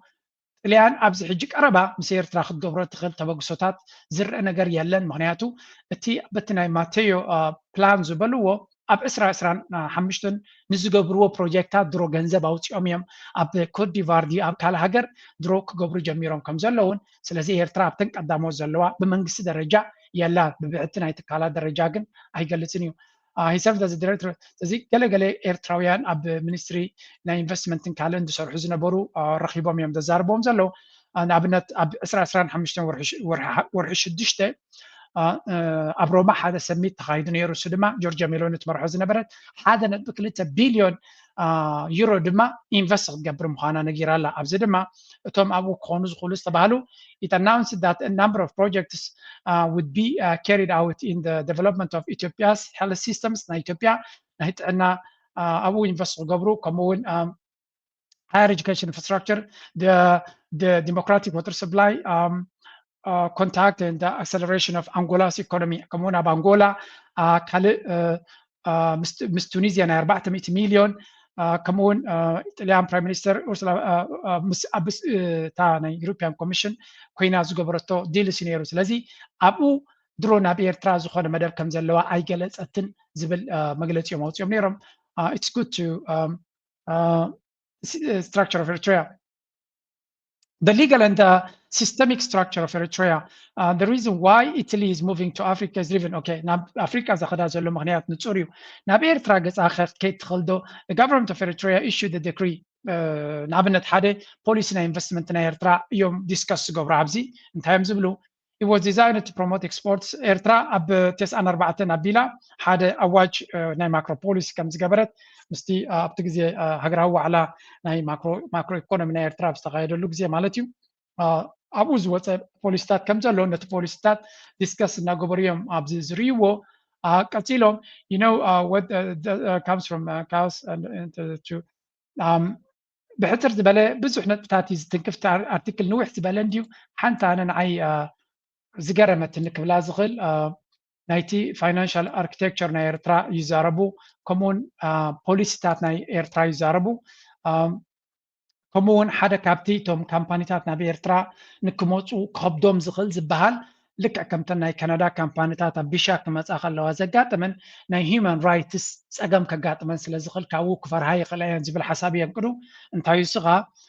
كابا غرغلود زمص من سياتا أكثر عند حرجميرهم نتن كامبانيتات سرح كي جمرا خلوها بلاك ليست نكخونا ويون عبي سجمات بكالا علامات نزولوت كالاتن شجر كفترة لن كم زغل سلازي الزون كم حدا محنقو كوسات كم زغل تاين مالتهم يم بحفشة نابي إرترا كجبر زغل تبقصوتات كعنقصو زغل نجارات يوم زتقصابزي I hope تي منكسر إرترا نزل نساتهم زحسبوا زلوا كينو حليفو كهون كالك أتيلهم بقداي ناي financial sector وني زاربيهم بانكتات نايرترا كم يكونتات كم زلون أو دسر حزنا برو نتنا investment center نايرترا ون يتم كفيهم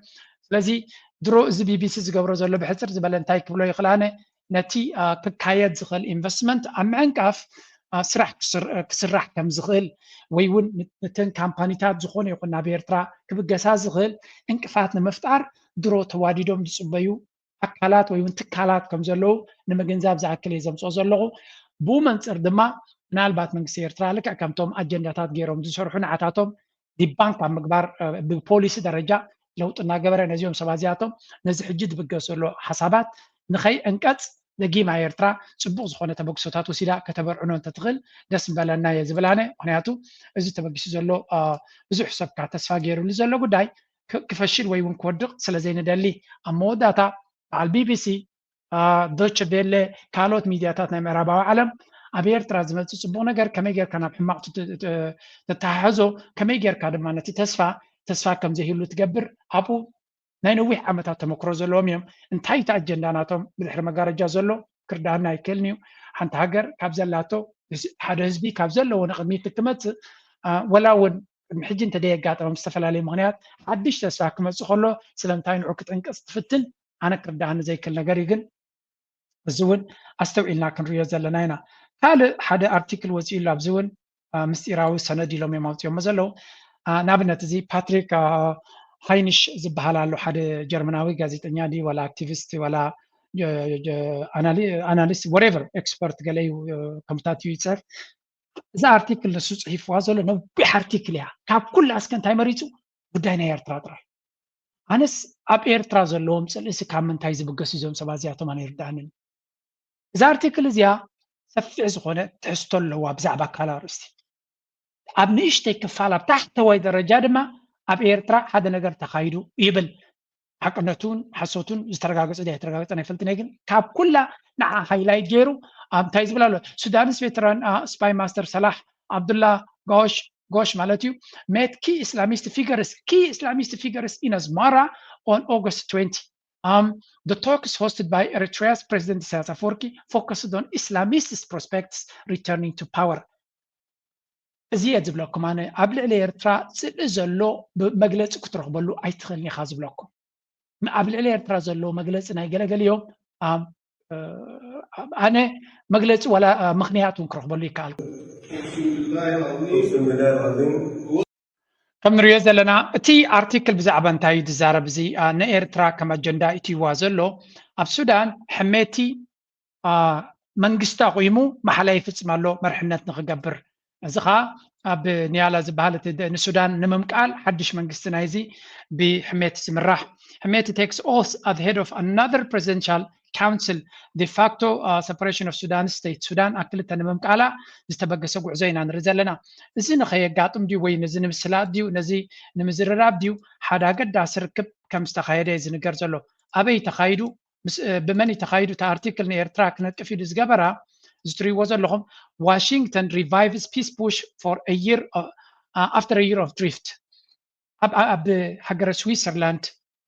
أب زوريك حدا فلو يركب أمونغو عبد الفتاح البرهان السودان مرح مالتيو أمونغو تنا أمريكا سبيشال انفويز بحالزلو ناي دونالد ترامس سبيشال أفريكا انفويز بحالزلو شمودما من يمزلو وزلو زي مساد باولوس يوز بحال أمونغو زيوم حدا فلو يركب بقطر استهندسه ويون قطر زدالوتو اب زوريك كم اب سويسرلاند كم استخايده يزنجر زلو اتعلاما دما غداي ناي سودان امريكا قلم علبي كتقبرلو سلتدل زلايا نز غداي زي نزر كبز سمعت امارات دما تناي ناشنال سيكيورتي حلافنا امارات منصور بن زايد النهيان مالتيو بقطانا زوري كيدو نزي سبيشال انفوي ناي دونالد ترامب كم استراخبي يزنجر زلو زي ركب زي تا ارتيكل بمولا بدحر مغارجا نز قداي ناي سودان أمريكا تطون خطبلو بزح فتنتات تكبر نهاية لابنت ناي كبسي سعود عرب كم دمنا إمارات أب واشنطن رقيبة حدا معلبن خد قبرلو بزح تسعر نيرا أي سلت نيرو سلازي نز قداي زي تي فلو يلوغ ناي أمريكا زلو ناي دونالد ترامب مالتيو زي تري وزلو هم فلو يلوغ سبحال زلو زي أماسات باولوس سبحال زلو دونالد ترامب ودو نزي مالتيو قال دونالد ترامب استمر عوي سلازي دونالد ترامب قربايو father in law يم زبلو زلو كلتيوم دقم سبحدار سلو زخونو قربت زلوهم يم اب اذننا دونالد ترامب زلو مراح مخاند ما يزنقر التركب زقبر زلو دما اب غداي ناي سودان امريكا قلم على بخت قبرو لتخل تسعر كم زلا يزنقر زلو تحتو سعود عرب امارات اب حدا نقر بصحن كم زي لوا تقراج او ربح خم زلون قبص ون انت خوني تناي امارات انتهت تبلد لا يزبحال بتحده እቲ መንግስቲ ናይ ኣብ ሱዳን ዝቆም መንግስቲ ሲ ክልቲኦም ጀነራላት ኣብ ስልጣን ከም ዘይመፁ ንግበሮም እሞ ህዝቢ ባዕሉ መርሕነት ክገብር ንፈትኖ ብኻላ ዘራርባ ነቶም ክልተ ጀነራላት እንተኣሊኻ ንሳ ብገንዘባ ገይራ ነቲ መንግስቲ ከም ብሓድሽ ክትገዝኦ ከም ትኽእል ስለትፈልጥ እዩ ግን ናይ ኢማራት ረብሓ እንታይ ምዃኑ ፅቡቅ ተረዲዎም ኣሎ ሕሜቲ ሓድሽ መንግስቲ ዘቆም ዘሎ ብናይ መን ደገፍን ምትብባዓን ምዃኑ ድማ ድሮ ንፁር ኮይኑ ኣሎ ማለት እዩ ስለዚ እዛ ኣርቲክል እዚኣ ብሙልኣ ብዛዕባ أمريكا ني قداينا السودان معلبن خدقبر اتخذوا زلا من قديز قلت أبزبنا جو بايدن تفتيل دي سلته كابزيا كلها أبتعت مسورة كانت أرتيكل نيشتي كفال أبير ترى ركب تخايد نيرو أتوم إسلامويان زبهالو لما ناب أسمرا خيدهم بس بريزيدنت ناير ترى كم استراغبو زقلت كفالالو نعو كم حدا فوت نوت جيرم زوتو كم منش نايت حبريتا بمكبر نعو أبقى تامتيو كم ذات رواز لهم صحيفوا له سلزي انت عينت صلعتي حزنا نقصقص كم زلنا انت عينت صار ايرترا زخونو حيلتات ابزوريانا كم زلون نشتي نجر حماق نجر انتلا ناب ايرترا نكصقعوا دحر زيبلو حيلتات كم زلوينا نفل زلنا قداينا السودان is becoming very sensitive very difficult جن كم نريو زلنا دما ايدنا بزحات اتي وزلو ايرترا بز قدايزي انتايناتا قدي انتايناتا ربحا نزبل بوغن ايرترا زغلص ነገር ብዙ የለን ምስ መንግስት ሱዳን በቀረባ ከም ተሰርሕ ዘላ ክንገር ከሎ ናይ ኢትዮጵያ አክቲቪስትስ ግን ኤርትራ ምስ አልቡርሃን ጽቡቅ የላን ስለዚ ነቶም ኣብ ምብራቅ ሱዳን ዘሎ ዝተፈላለዩ ጀነራላት ምስኦም ዝያዳ ቀንዲ ሓይልናታ ዘሎ ዝብል ዘረባታት ሰሜኻ ኣነ በወገነይ አልቡርሃን ይኹን መንግስቲ ካብ ናይ ኤርትራ ሓገዝ ወፃኢ ከተኣማምኖ ዝኽእል ሓገዝ ክህሉ ይክእልኒ ኣብዚ ሕጂ ዘሎ ደረጃ ንክበፅሕ ናይ ኤርትራ ወሳነ ሓገዝ ከም ዝነበረ ይዝከር ኮይኑ ተሪፉ ግን ድሕሪ ግዜ ብዝኾነ ይኹን መንገዲ አልቡርሃንን መንግስትናቱን ናይ ኤርትራ ክጠልማ ይኽእል ዶ ንዝብል ጥርጥር የብለይን ክጠልምዋ ከም ዝኽእሉስ ጥርጥር የብለይን ኤርትራ ጠሊሞም ብኻሊ መንገዲ ክኸዱ ከም ዝኽእሉ ብፍላይ መብፅዓታት ናይ ገንዘብ ካብ ካልኦት ካብ ኣሜሪካ ድዩ ካብ ካልእ ተመፅኡ እሞ ከኣሜሪካ ኣንጻር ኤርትራ ኪዱ ረብሓ ክንገብረልኩም ድሕሪ ኢሎም ኤርትራ ክጠልምዋ ክእሉ እዮም ተስፋ ኤርትራ ኩሉ ግዜ ነቶም ኣብ ዶብ ዘለዉ ህዝቢ ዝያዳ ምሶም ዝምድና ሓያል ዝኾነ ዝምድና ክትገብር ትፍትን ምክንያቱ ወላ እኳ እቶም መንግስታት ሰንትራል መንግስታት ዘለዉ ኤርትራ ተሓገዘቶም ኣንጻር ኤርትራ ንክኸዱ ግን ኩሉ ግዜ ምስ ኤርትራ ኮይኖም ነቲ ዝመፅኦም ተፃቦታት ንክምክቱ ዓቕሚ ስለ ዘይብሎም ኣንጻር ኤርትራ ምስላፍ ከም ንቡር ተርእዮ ኮይኑ ክረአ ስለ ፀንሐ እዩ ሱዳናውያን ነዚ ጉዳይ እዚ ኣብ ሎንደን ኣድማ ከም ዝገበሩ ዝገልፅ ሓበሬታ ርየ ነይረ ምክንያቱ ምምቕቓል ናይ ሱዳን ኣብ ዘይተርፍ ደረጃ ኣብ በፂሒሉ ዘሎ ብፍላይ ነቲ ኢማራት ብመንገዲ ናይ ኮሎምቢያውያን መርሰነሪስ ወይ ከዓ ዕሱባት ብገንዘብ ዝተገዙ ወታደራት ጌራ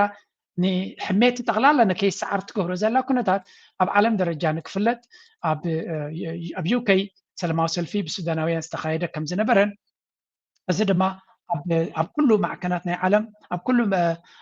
ቦታታት ናይ ዓለም ኢማራት ትገብሮ ዘላ ሓደገኛ ኣካይዳ ንምቅላዕ ሱዳናውያን ይፅዕሩ ከም ዘለውን ግን ስቲል ኣብ ሱዳናውያን ዓብዪ ፍራክቸር ኣብ መንጎም ሓድነቶም ዝበታትን ብዙሕ ፀገማት ኣጋጢሞም ስለ ዘሎ ነቲ ፀገም ብሓደ ደው ኢሎም ክምክትዎ ይክእሉን እዮም ዘለው ስለዚ ከምዚ ንሪኦ ዘለና ናይ ሱዳን ምቕቓል ቅድሚ ሕጂ ኣብ መንጎ ሱዳንን ደቡብ ሱዳንን ኣጋጢሙ ነይሩ ኢልና እሱ ተሰጊሩ ሕጂ ድማ ሱዳንን ምዕራብ ሱዳን ዝበሃል ድማ ከጋጥም ከም ዝኽእል ኣብ ወረቐት ኣብ ቅድሚ ዓይንና ንሪኦ ኣለና እቲ ተሪፉ ዘሎ ሱዳን ከ ንክንደይ ከምኡ ኢሉ ክቕፅል ይኽእል ምክንያቱ ሃገራዊ ስምዒት ዘለዎ ሃገራዊ ዕላማ ዘለዎ ኣካይዳ እንተዘይብልካ ኮይኑ ተሪፉ ኣብ መወዳእታ እዚ ነገራት እዚ ክቕፅል እዩ ኦኬ እዚ እቲ ሓደ ክኾን ከሎ ኣብ ጎደቦና ናብ ሶማልያ ገፅና ድማ ንኸይድ ኢትዮጵያን 1000 ኪሎ ሜትር ቀርባታለች ይሄ ቀላል ነገር አይደለም ግብጽ ለምን አሁን ላይ ኢትዮጵያን በዚህ ደረጃ መቅረብ አስፈለጋት ምክንያቱም የኢትዮጵያ ህዳሴ ግድብ ምርቃቱ ምናልባትም ከሳምንታት አይዘልም ይሄ በሆነበት ሂደት ውስጥ ግብጽ ኢትዮጵያን የቀረበችው ያለ ምክንያት አይደለም የኢትዮጵያም ጠቅላይ ሚኒስቴር ምርቃቱ ላይ ሊረብሹ የሚፈልጉ ኃይሎች አሉ የተባለው ይሄ መረጃዎች የሚያሳዩት ምናልባትም አሁን ከዚህ በታች እንደምናነሳው አሁን ላይ ግብጽ የመጣችው ለዚህ ዓላማ ነው በነገራችን ላይ የመጀመሪያው ግብጽ አዊሶምን ሽፋን ነው በነገራችን ብሓፈሻ ኢትዮጵያውያን ግብፂ ትመፀና ኣላ ዝብል ኣብያት ዳርጋ ቀኒዮም ልዮም ዘለው ኢትዮጵያ ግብፂ ናብ ሶማልያ ተኣቱ ከም ዘላን ምስ ኤርትራ ትገብሮ ዘላ ዝምድና እውን ከም ዝሓውስ መርድእ ኮይኑ ይስምዖም ስለ ዘሎ ናብ ብኩሉ መንገዲ ድማ ተፀጊዓትና ኣላ ዝብል ዘረባ እዩ ዝስማዕ ብርግፅ ግብፂ ምንቅስቃሳት ናታ ኣብ ቀርኒ ኣፍሪካ እናሓየለ ይመፅእ ከም ዘሎን عندها كايدا ناي أبي أحمد ما نتدليتات ناتهم بكل من قدي أفضل جاي خفتلهم كم زلون سلمتاي نساتهم أنصار إرتراء زخدوا وزلون زبلوا وزلون نتنقلوا حجرات نجبسي نخسم بدي لهم زي كونس نربح ناتهم يلهم نجبسي ناي جبس ربح يلهم ويبون جبس خيتو قداي لهم كبر بحتاتهم زترفوا له مغنيات كلهم ما يكلهم countries have their own national interest مغنياتو السخان دحري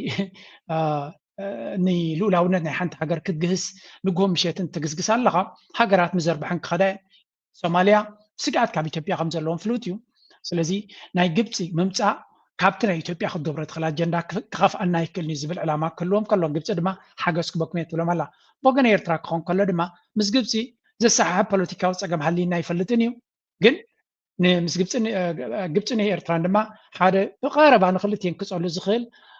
سلايل لو مسلمة أبي أحمد يزبها لذي أنت أبي أحمد إيرترا مس جبت تجبر لازم دنا كان نزأويو تأويو كما تزخل لو تيلن زي ما إيرترا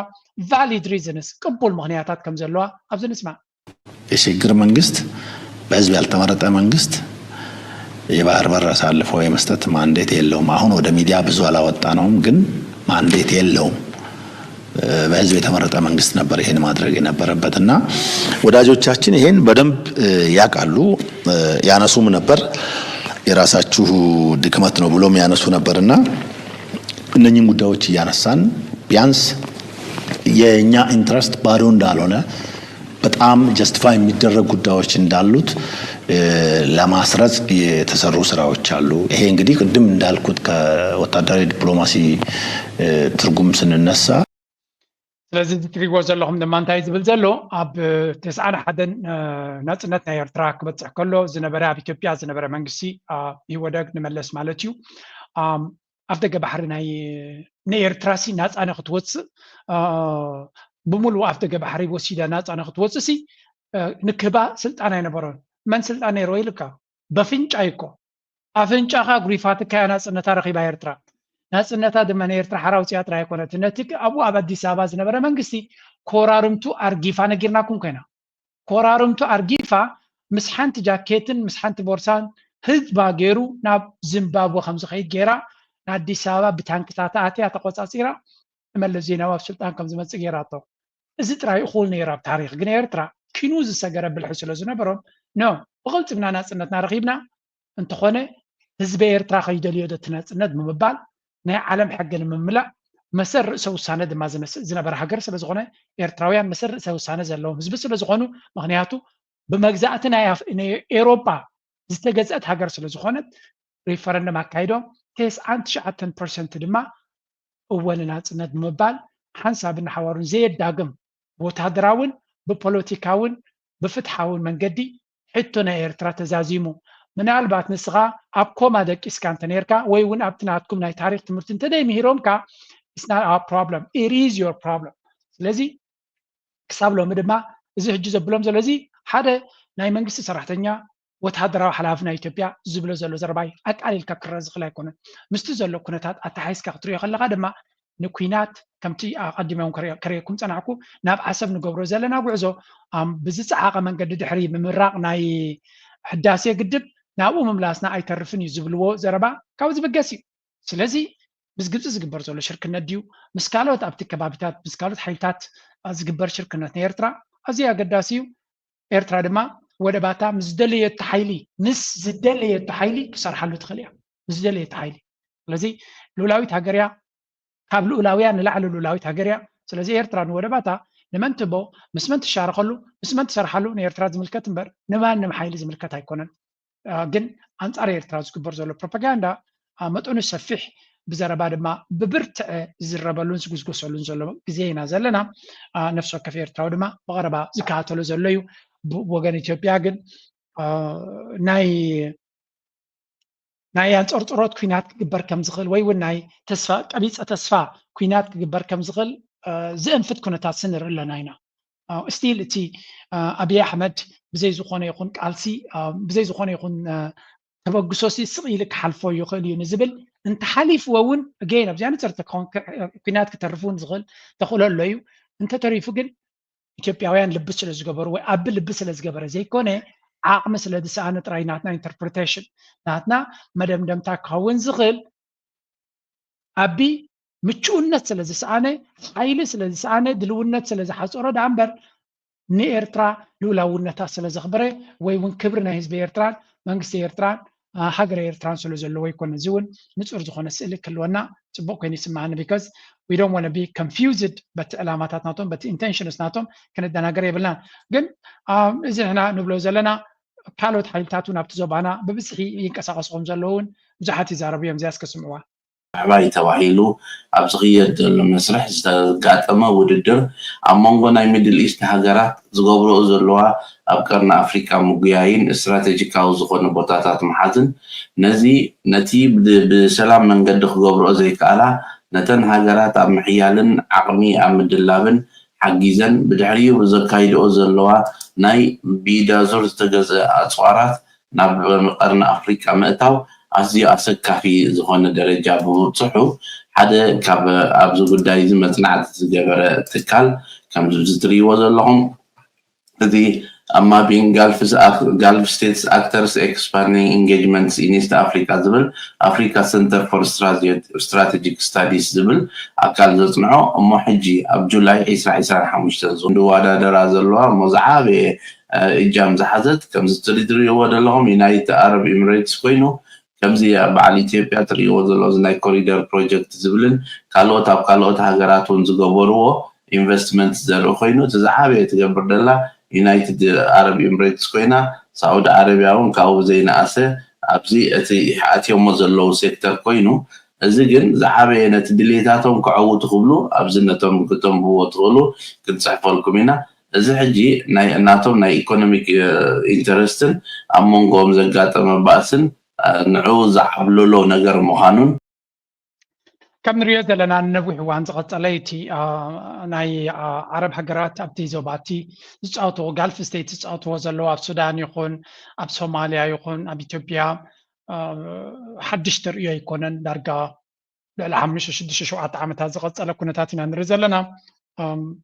تي ريل كيز حقنيا ويكاكون نتاو كيز دما سوداني امارات أب باجت أب السودان كم زجبرتن يقداس كل تاب السودان زجبرته انتهي لو تمشي لاند هريل كان nothing ولا هنتي سفر من البتاخ قبر وازغول عجزل ومسقطات وهلي لو من اكيبو من نتا حميتي السبات سراوي تمشي خانجلن كم منجست كم زقوم بمقبار بقال من قد نتانا علم حقتات حايس كان رقاقيس كان علم لخاو تقبلنا ترقيبو أسوار نخجزن كال شمتان نخجبر المغنيات وكساب حجي بمحبأن بستشن آخر من قدني أكد قبرت أنيها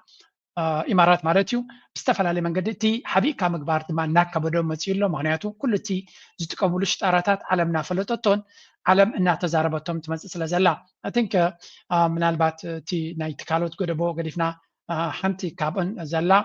تا اب جبتي تقبر زلا انتنسيف زخونه صقطنا بإثيوبيا نسينا تكونتات زياده كال دايمنشن وسيخلو زلمبر ازي حدش ነገር አይነበረን ኢትዮጵያውያን ድማ አተኩሮም ማዕረታብ ካል ዝገብርዎ ዘሎ ናይ ግብጽ ምቅራብ ናባታቶም ከም ሓደ ነፍሱ ዝኻለ ሓደጋ ከም ዝኾነ ይዝርዶም ዘሎ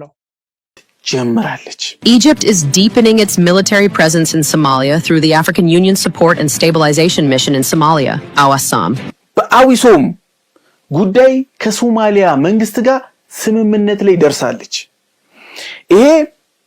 ከጊዜ ወደ ጊዜ እያደገ የቦታውንም ይዘት እያሰፋ ይሄዳል። በንግግራቸው ላይ በአግሪመንታቸው ላይ አፍሪካን ታፈሻ ናይ ግብጽ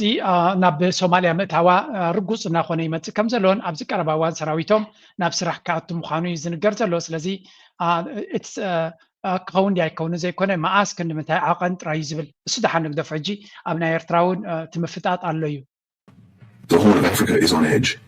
Eritrea has issued a blunt warning to Ethiopia, stay put. President Isaias Afwerki called Ethiopia's push for Red Sea access the plan of a crazy person. This isn't negotiation, it's an ultimatum. The crisis has been simmering for months, but now the lines are drawn. Any Ethiopian move for a seaport by force will be met with force. A new conflict here wouldn't be contained. It could destabilize an entire region already facing humanitarian and political disasters. Eritrea signals it's not alone, hinting at new and old alliances ready to defend its sovereignty. The rhetoric is escalating. ስለዚህ እቲ ናይ መንጎ ኤርትራን ኢትዮጵያን ዝበሃል ዘሎ ቋንቋ ናይ ኩናት ወይ እውን ናራቲቭ ናይ ኩናት እናሓየለ ይመጽእ ኣሎ ንክሕይል ዝድለየሉ ምክንያት እውን ኣሎ ብወገን ኢትዮጵያ ምክንያቱ I think ነቲ ኣብ ውሽጢ ኢትዮጵያ ዝካየድ ዘሎ ኩነታት ዓቢ ክቋፅሮ ኣብ ዘይክእለሉ ደረጃ በፂሑ ስለ ዘሎ ምክንያት ክደልዩ ካልእ መዋፅኦ ክደሊ ክፍትን እዩ ኣብ መዋፅኦ ናቱ ድማ ስኬት ጎት ይብልዎ ንኤርትራ ከም ምክንያት ክትጥቀም ትኽእል ካልኣይ ድማ እቲ ኢማራት ትገብረሉ ዘላ ፀቕጢ እውን እናሓየለ ይመፅእ ከም ዘሎ እዩ ዝንገር ነዚ ንምትግባር ክኸውን ይኽእል እዩ ምናልባት ዝብልዎ ዘለው ኤርትራ ኣላየንስስ ኣለዋ ግን ካብ ግብፂ ይኹን ካብ ሶማሊያ ፍሉይ ሓገዝ ክትረክብ ንምክልኻል ካብ ሶማሊያ ድሓን ይግደፎ ካብ ሶማሊያ ክርከብ ዝኽእል ሓገዝ የለን ምናልባት ዲፕሎማስያዊ ሓገዝ ክኸውን ዝኽእል ወይ እውን ኣብ ዩኤን ንክግበር ዝኽእል ምናልባት ተሉ ሓገዝ ካብኡ ይክህሉ ዝኽእል ካብ ግብፂ ግን ብርግፅ እቲ ሓገዝ ኣድላይ ክኸውን ከም ዝኽእልን ምክንያቱ ብተደጋጋሚ ከም ንገልፆ ዘለና ግብፂ ናይ ረብሓ ናይ ኤርትራ ትደልዮ ዘላ ኤርትራ ንኢትዮጵያ ትኽልክሎ ዘላ ንግብፂ ዝያዳ ዘገድሶም ኮይኑ ስለ ዝስምዖም ዘሎ እቲ ጉዳይ እቲ ድማ ናይ ኤርትራ ልኡላውነት ንግብፂ ኣመና ኣገዳሲ እዩ ኣብዚ ሕጂ ካብ ቀደም እውን ከምኡ እንዲ ግን ተስዋ ኢትዮጵያውያን ኤርትራ ናፃ ንክትከውን ግብፂ ኣጌራቶ ዝብል ዘረባ ኩሉ ግዜ ኣብ ሓንጎሎም ኣሎ ወላ እኳ ኤርትራ ብስርያን ብፅፍራን ዝበፅሓቶ እንተነበረ ኢትዮጵያውያን ኤርትራ ምስ ግብፂ ትገብሮ ዝምድና ሓደ ካብቲ ሕማም ርእሱ ዝኾኖም ይፅንሕ ኢሎም ከስማዓኩም እየ ግን ንሪዮ ዘለና ምስ ግብፂ ዝግበር ዘሎ ዝምድና ክንዲ ምንታይ ዕምቆት ኣለዎ ኤርትራ ክንዲ ምንታይ ኣብኡ ክትረብሕ ትኽእል ነዚ ሕጂ ክመፅእ ዝኽእል ዝበሃል ዘሎ ፈተነታት ንኽትሰግሮ ክሕግዛ ዝኽእል ድዩ ኣይክልን መብዛሕትና ኤርትራውያን ንኣምነሉ ነገር እንተሎ ኤርትራ ነብሳ ክትከላኸል ትኽእል ሃገር እያ ኣብ ሎሚ ዘሎ ንኤርትራ ቅድሚ ሕጂ ካብ ዝነበሩ ኢትዮጵያውያን ዝቐለለ እምበር ዝኸበደ ከም ዘይኮነ ማንም ኤርትራዊ ዝፈልጥ ሓድሽ ድሮናት ሒዙ ኣሎ ዶ ገለ ዶ ገለ ክትብል ትኽእል ኢኻ መጀመርያ ቅድሚ ኩሉ ኣነ ኣብዚኣ ዛረባ ኩናት ኣይንደልን ኣነ ኩናት ኣይደልን ኤርትራ ክንዲ ምንታይ ሓይሊ ኣለዋ ኩናት ኣይንደልን ኢና ሰላም ክህሉ ኢና ንደሊ ቀዳማይ ናተይ ድሌትን ባህግን ሰላም እዩ ሰላም ግን ብድሌት ጥራይ ይመፅን እዩ እምበር ካብ ኤርትራ እኮ ብተደጋጋሚ ሰላም ኢና ንደሊ ሰላም ኢና ንደሊ ሰላም ኢና ንደሊ ዝብል መልእኽቲ እኮ ቀፃሊ ኢና ንሰምዖ ዘለና በት ሰላም ንሕና ጥራይ ንደልዮ ስለ ዝበልካ ድመፅእ ነገር ከም ዘይኮነኻ ኣፀቢቕና ኢና ንፈልጥ ስለዚ እቲ ኣብ ደቡብ ዘሎ መንግስቲ ኣዲስ ኣብ 4 ኪሎ ዘሎ መንግስቲ ሰላም ይደሉ ዳይደልን እዩ ሓደ ካብቲ ዝብልዎ ዘሎ እስከዚያ ስምዕዋ ምናልባት ኣንፈት ክትባካ ትኽእል እያ ናብ ኩናት ምዕዳም ኣይኮነን ግን ኣብይ ኣሕመድ ክንዲ ምንታይ ናብ ወታደራዊ ኩነታት ብፃዕቂ ጎዩ ከም ዘሎ ዝገልፅ ሪፖርት እውን ነይሩ ማለት እዩ ድላው ሰራዊት ምክልኻል ኢትዮጵያ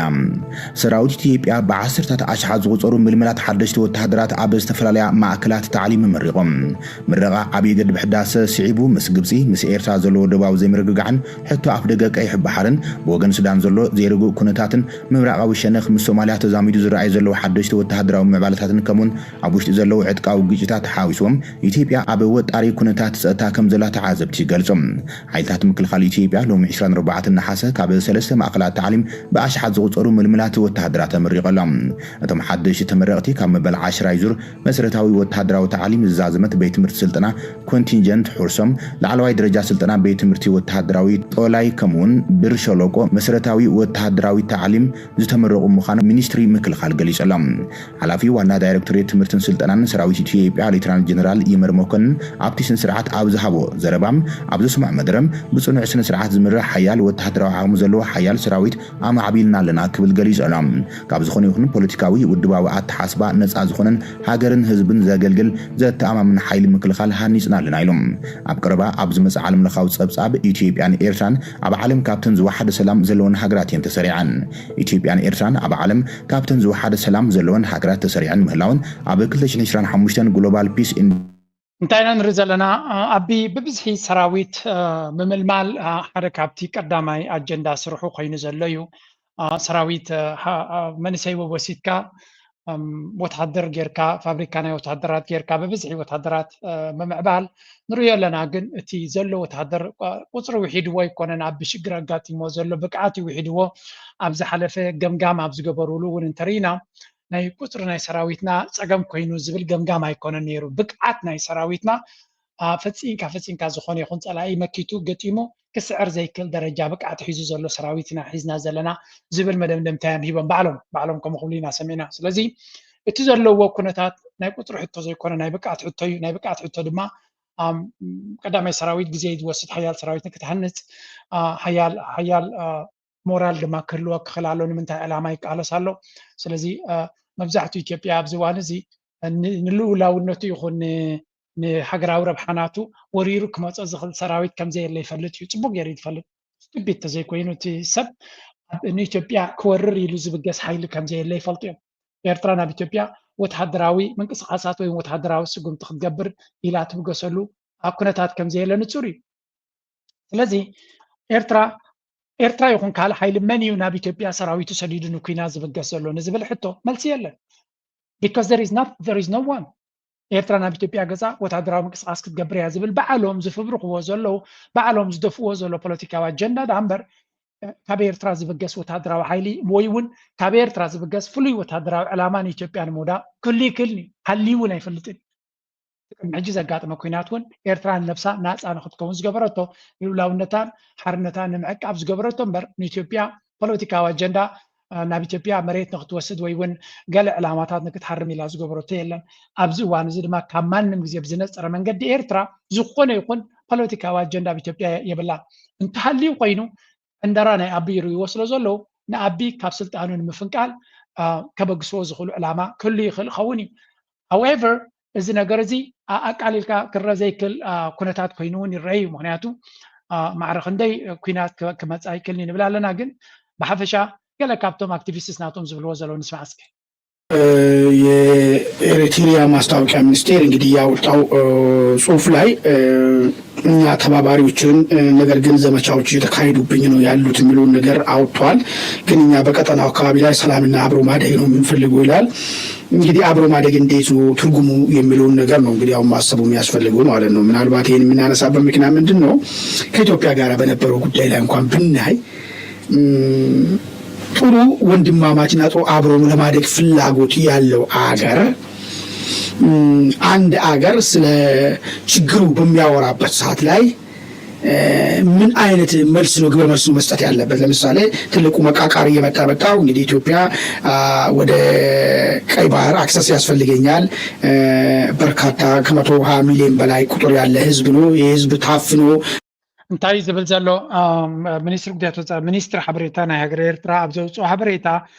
ሰናይ ጉርብትናን ፅቡቅ ሽርክነትን ሰላምን ርጋትን ናይ ዞባ እምበር ኤርትራ ፍሉይ ዕላማ ሃሊዋ ኣይፈልጥን እዩ። ኩሉ ግዜ ጭርሖ ናትና ድማ ናትና ይምህብን ዘይናትና ድማ ኣይንደልን ዝብል መንፈስ ከም ዝኾነ ኣብ ዝነግረሉ ዘሎ ኤርትራ ብትክክል ከምቲ ትብሎ ናይ ቅንዕና ፖሊሲ ዘለዋ ሃገር እንትትኸውን ነይራ ንፅቡቅ ጉርብትና ትግደስ ሃገር ነይራ እንትትኸውን ነይራ ሓደ ጎረቤት ሃገር ፀቕጢ ናይ ባሕሪ ኣጋጢሙንሎ ኣፍ ደገ ባሕሪ መተንፈሲ ይደሊ ኣለኹ ኢሉ ኣብ ዝሓተሉ 100 ሚልዮን ኮይና 130 ሚልዮን ኮይና ኣፍ ደገ ባሕሪ ንደለና ኣብ ዝብለሉ እንታይ ዓይነት መልሲ ኢኻ ትብኒ ዝብል እንታይ ክብለኩም ነይርዎ? ኦኬ ንዑ መፂኹም ዓሰብ ውሰድዎ ክብለኩም ነይርዎ? I don't understand። መንግስቲ ኤርትራ እንታይ ክብለኩም ነይርዎ? እቲ ትሓትዎ ዘለኹም ሕቶ ኣብ ትሕቲ ብድሕሪ መጋረጃ ንዑ ንሰማማዕ ኣብ ዝብለልኩም ዝነበረ ዘበግሶ ዝነበረ ሓሳብ ምዃኑ ርዱእ ስለ ዝኾነ ካበይ ተበጊሱ ከም ይሓትት ከም ዘሎ ድማ ስለ ዝፈልጡ እንታይ ገይሮም እንታይ መልሲ ይቦምኩም? ናፍቲንግ ኣይኮነ ንሶም መልሲ ክቡ መጀመርያ ኣብዪ ኣሕመድ ናይ ኣፍ ደገ ባሕሪ ዕንደራ ክዛረብ ጀመረ እንታይ ኢልዎም? ኣይትዛረቡ ቀስቃሱ ዘረባዩ ኣይትቀስቀሱ ኣይትረበሹ በዚ ጉዳይ እዚ ሸለል ጥራይ ጋብዝዎ ብምባል ይመልስልኩም። ስለዚ ኣፍ ደገ ባሕሪ ንክትጥቀም ዝኽልክለካ ሓይሊ የለን። ኩሎም ሃገራት መራሕናይ ሶማልያ ብሓሙሽተ መንገዲ ክበካ ይኽእል ብሰላማዊ መንገዲ ኢሉካ ኣይደለኻን። ንስኻ ወታደራዊ ሓይሊ ጌርካ ማዓስከር ጌርካ ሰራዊታዊት ኢኻ ድሕሪኡ ኣይወፅን እየ ንክትብል ትደልዮ ዘለካ ኣጀንዳ ማንም ሰብ ይፈልጦ እዩ። ኣይኮነን ንኤርትራ ክትጠልብ ዓለም ምሉእ ብመጋባያ ብፌደሬሽን ዝኣክል ን10 ዓመት ፌደሬሽን ምስ ገበርካ እውን ክወፅአለም ከየስኻ ኢኻ። ስለዚ ብዛዕባ ኢትዮጵያ እንታይ ዓይነት ባህሪ ከም ዘለኩም ዝስሕት ሰብ ስለዘየለ I think it is going to be very clear። ናብ ትግራይ ገፅና ንስገር ካብ መንግስቲ ኢትዮጵያ ፍቃድ ወፃኢ ምርኻቦም ከመይ ገይሩ ገበን ክኸውን ይኽእል ክብል ካብ ላዕለዎት ኣዘዝ ሰራዊት ትግራይ ዝኾነ ሜጀር ጀነራል ማሾ በየነ ተዛሪቡ።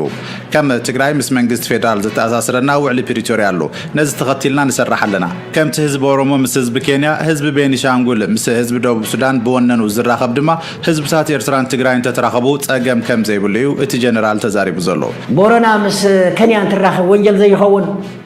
ሶማሌ ምስ ሶማሌ እንትራኸብ እንተሎ ወንጀል ዘይኸውን፣ ቤኒሻንጉል ምስ ሱዳን፣ ጋምቤላ ምስ ደቡብ ሱዳን እንትራኸብ ወንጀል ዘይኸውን እንታይ እዩ? ኣብ ትግራዋይ ንምንታይ እዩ ከምኡ ዘብል ዘሎ? ንትግራዋይ ካብ ዘሎም ፅላእት እንጥርጣረን እዩ። ሰራዊት ኢትዮጵያ ወተሃደራዊ ስትራቴጂካዊ ቦታታት ሓዊሱ ግዛኣታት ትግራይ ንሻዕብያ ኣረኪቡ ይወፅኡ ዝበለ ሜጀር ጀነራል ማሾ ሕጂ ንሕና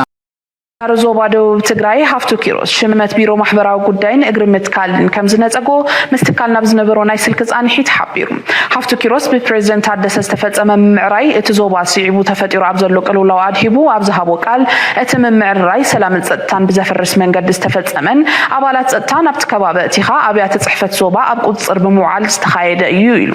ህዝቢ ዞባ ደቡብ ኩለ መዳያዊ ቃልሱ ሓይሉ ሓድነትን ስምረትን ህዝቢ ትግራይ ንምርጋፅ ብዝሰኸነ መንገዲ እናተጓዓዘ ከም ዝርከብ ሃፍቱ ኪሮስ ሓቢሩ። ኣብ ትግራይ ገጢሙ ምንባር ድና ተኸልኪልና ምንባር ዝተኸልከለ ህዝቢ ከዓ እንታይ ክገብር ዘለዎ ንማንም ግልፂ እዩ። ምንባር ይድገም ኣነ ይድገም እዩ ዝብል እምነት የብለይ። ምንባር ሓደ ግዜ ያርቅ። ስለዚ ምንባር እናተኸሊና ከም ተጋሩ ካብኡ ብጣዕሚ ዘገረመለይስ ምስራ ዝበልዕና ዓድስ ንቕፅል ድናይ ንቕፅልን ዝብል ሕቶ ምቕራቡ ሙርዛን የተሓዘን ማለት ሓቂ ንዛራርብ ኮይና ካብቶም ዝሞቱ ልዕል ዝበልና ካብቶም ብጣዕሚ ንትግራይ ህዝቢ ትግራይ ክድሕኒ ኢሎም መስዋዕት ዝኽፈሉ ከዓ ዓጢና ትሕት ዝበልና ሰባት ኮይኑ ተሰሚዒኒ። ትግራይ ሕልም ምሳቱ ኣብዚ ግን ካልእ ይሰምዕ ኣለኹ ማለት እዩ ብዛዕባ ኢትዮጵያ ከመይ ገይረ ይቕፅል ምጥልላም ኣብ ዕጥቃዊ ቃልስና ትፈልጡ ኢኸ ህዝብና ይፈልጥ እዩ ኣብዚ ሕዚ ዘለናዮ ወራር ኩነታት ድማ ኣይብላዕሊ መንግስቲ የብልና ኣይ ብጎኒ ብዘካ ህዝብና ብዲያስፖራ ዝነበረ ክንደይ ነገር ይስራሕ ነይሩ ትፈልጡ ኢኹም ነፋሪት ነፈርቲ ነእቱ ነርና ኢና ኣብ መወዳእታ ግን ታ ነፋሪት ብሓበሬታ ካሊእ ተኸሊፉ እዩ እሱ ይጨነቐና እውን ዘይግበር ነገር እውን ንገብር ነርና ኢና ንሱ እውን ሓበሬታ ይወሃብ ማለት ሰሪካ ኢኻ ገለ ማለት ዝበሃል ዋላ ኩላ ተሓነቕ ስለ ዝተባሃለ ዝነፈሰ ጎማ ካብ ሃመማ ማዕረኝ ጽበን ጻድቃን ካብ ሃመማ ማዕረኝ ጽበን ኣብ ልዕሊ ሰራዊትና ናብ ልዕሊ ትግራይ ዕግርግር ክፍጠር ትግራይ ሰላም ክስእን ሞት ናይ ሞት ዓውዲ ክትከውን ንኽልተ ዓመት ሰሪሕኻ ሕዚ ኸኣ ብናይ ህዝቢ ትግራይ ገንዘብ ምዕጉርትኻ ጸባ ጸገብ ኩርኩር ኣብሲልካ ካብ ሚድያ ናብ ሚድያ እናተፀፋዕኻ ትሕልፎ ዘለኻ አንጻር ህዝቢ ትግራይ ተቐባልነት የብሉን ፈልጠካ ኢና ጻድቃን ህዝቢ ትግራይ ንቑሒካ እዩ 93 ሳላ ብሉስ መራሒ መለስ ዜናዊ ፀግዕኻ ሒዝካ እምበር ነባር ባንዳ ኢኻ ነርካ እቲ ባንዳነት ወዮ ትግራይ ከም ትግራይ ትምተን የብልና እንተባሂልካ ተጠሚርካ እምበር እስኻ እንኳን ናብ ትግራይ ናብ መቸም ናይ ትግራይ ነገር እዚ ከም ንሪኦ ፀናሕናዩ ሕፅር ኣቢልና ክንሪኦ ከቲና ብዙሕ ነገር እዩ ዘሎ ኣብቲ ትግራይ ሕጂ ናብቲ ናይ ኤርትራ ገፅና ክንሰግር መጀመርያ ሓደ ካብቲ ፕሮፓጋንዳ ዝግበረሉ ዘለውን ብውን ክንጅምር ንኽእል ኢና ምክንያቱ so many ነዚ እስከ በዚ ንጀምር ብዙሕ ዘረባ እንዲ ዘሎ ግን በዚያ ንጀምር ታ ናይ ብዕራይ ባህር ኣሎ ናይ ኣንበሳ ባህር ኣሎ ናይ ብዕራይ ባህሪ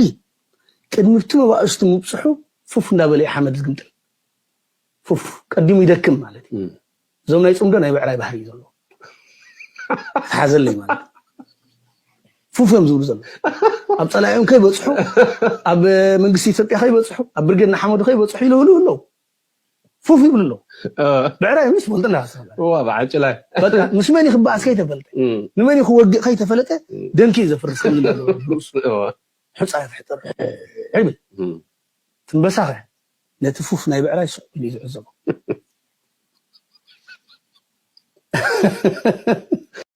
እዚያ ሕጂ ዓባይ ልቦና እንድያ ተወሲዳ ኣብ ፅምዶሲ ሰራዊት ድዩ ክፀምድ ርዩ ኮይኑ ኣሚን እቲ ዝሰምዕ ዘሎ ኸሲ I don't know እንታይ እቲ ናቶም ኣናሎጂ ኣይርዳእንን ያነ ፅምዶ ሰብኣይን ሰበይትን ዓበይቲ ዓድን እዮም ዝራኸቡ ዘሎ መራሕቲ ሃይማኖትን ስለዚ ፅምዶ ናይ ሰላም ክንምንታይ ኣፍሪዎም ከም ዘሎ ኢና ንርኢ ዘለና and every time ከም ዝኽዛረቡ ከለዉ እዚኦም ሰባት እዚኣቶም ሞር ናብ ኣቢ ዝኣተዉ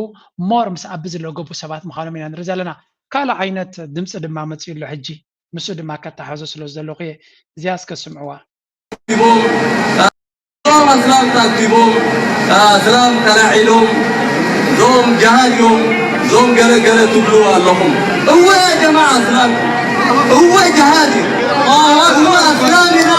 هو ابن شيخنا تلاعلنا وديننا تلاعلنا إذي عند حيث جهادي قبرنا خينو we are proud to be جهاد جهادنا والبسكم عقد محجز قبركم والجماعة كان انتخينو نابكم والناي كريستيان نيرو ناي أخررت نيرو ناي راديكال نيرو كله نابكم سلام عوزم تتكبرون سلامكم ما يكم يا جماعة سب مسلي شيخي هيمانوتي إلو تلاعينو نسبخا إحدى هقرا والنت على هقرا والنت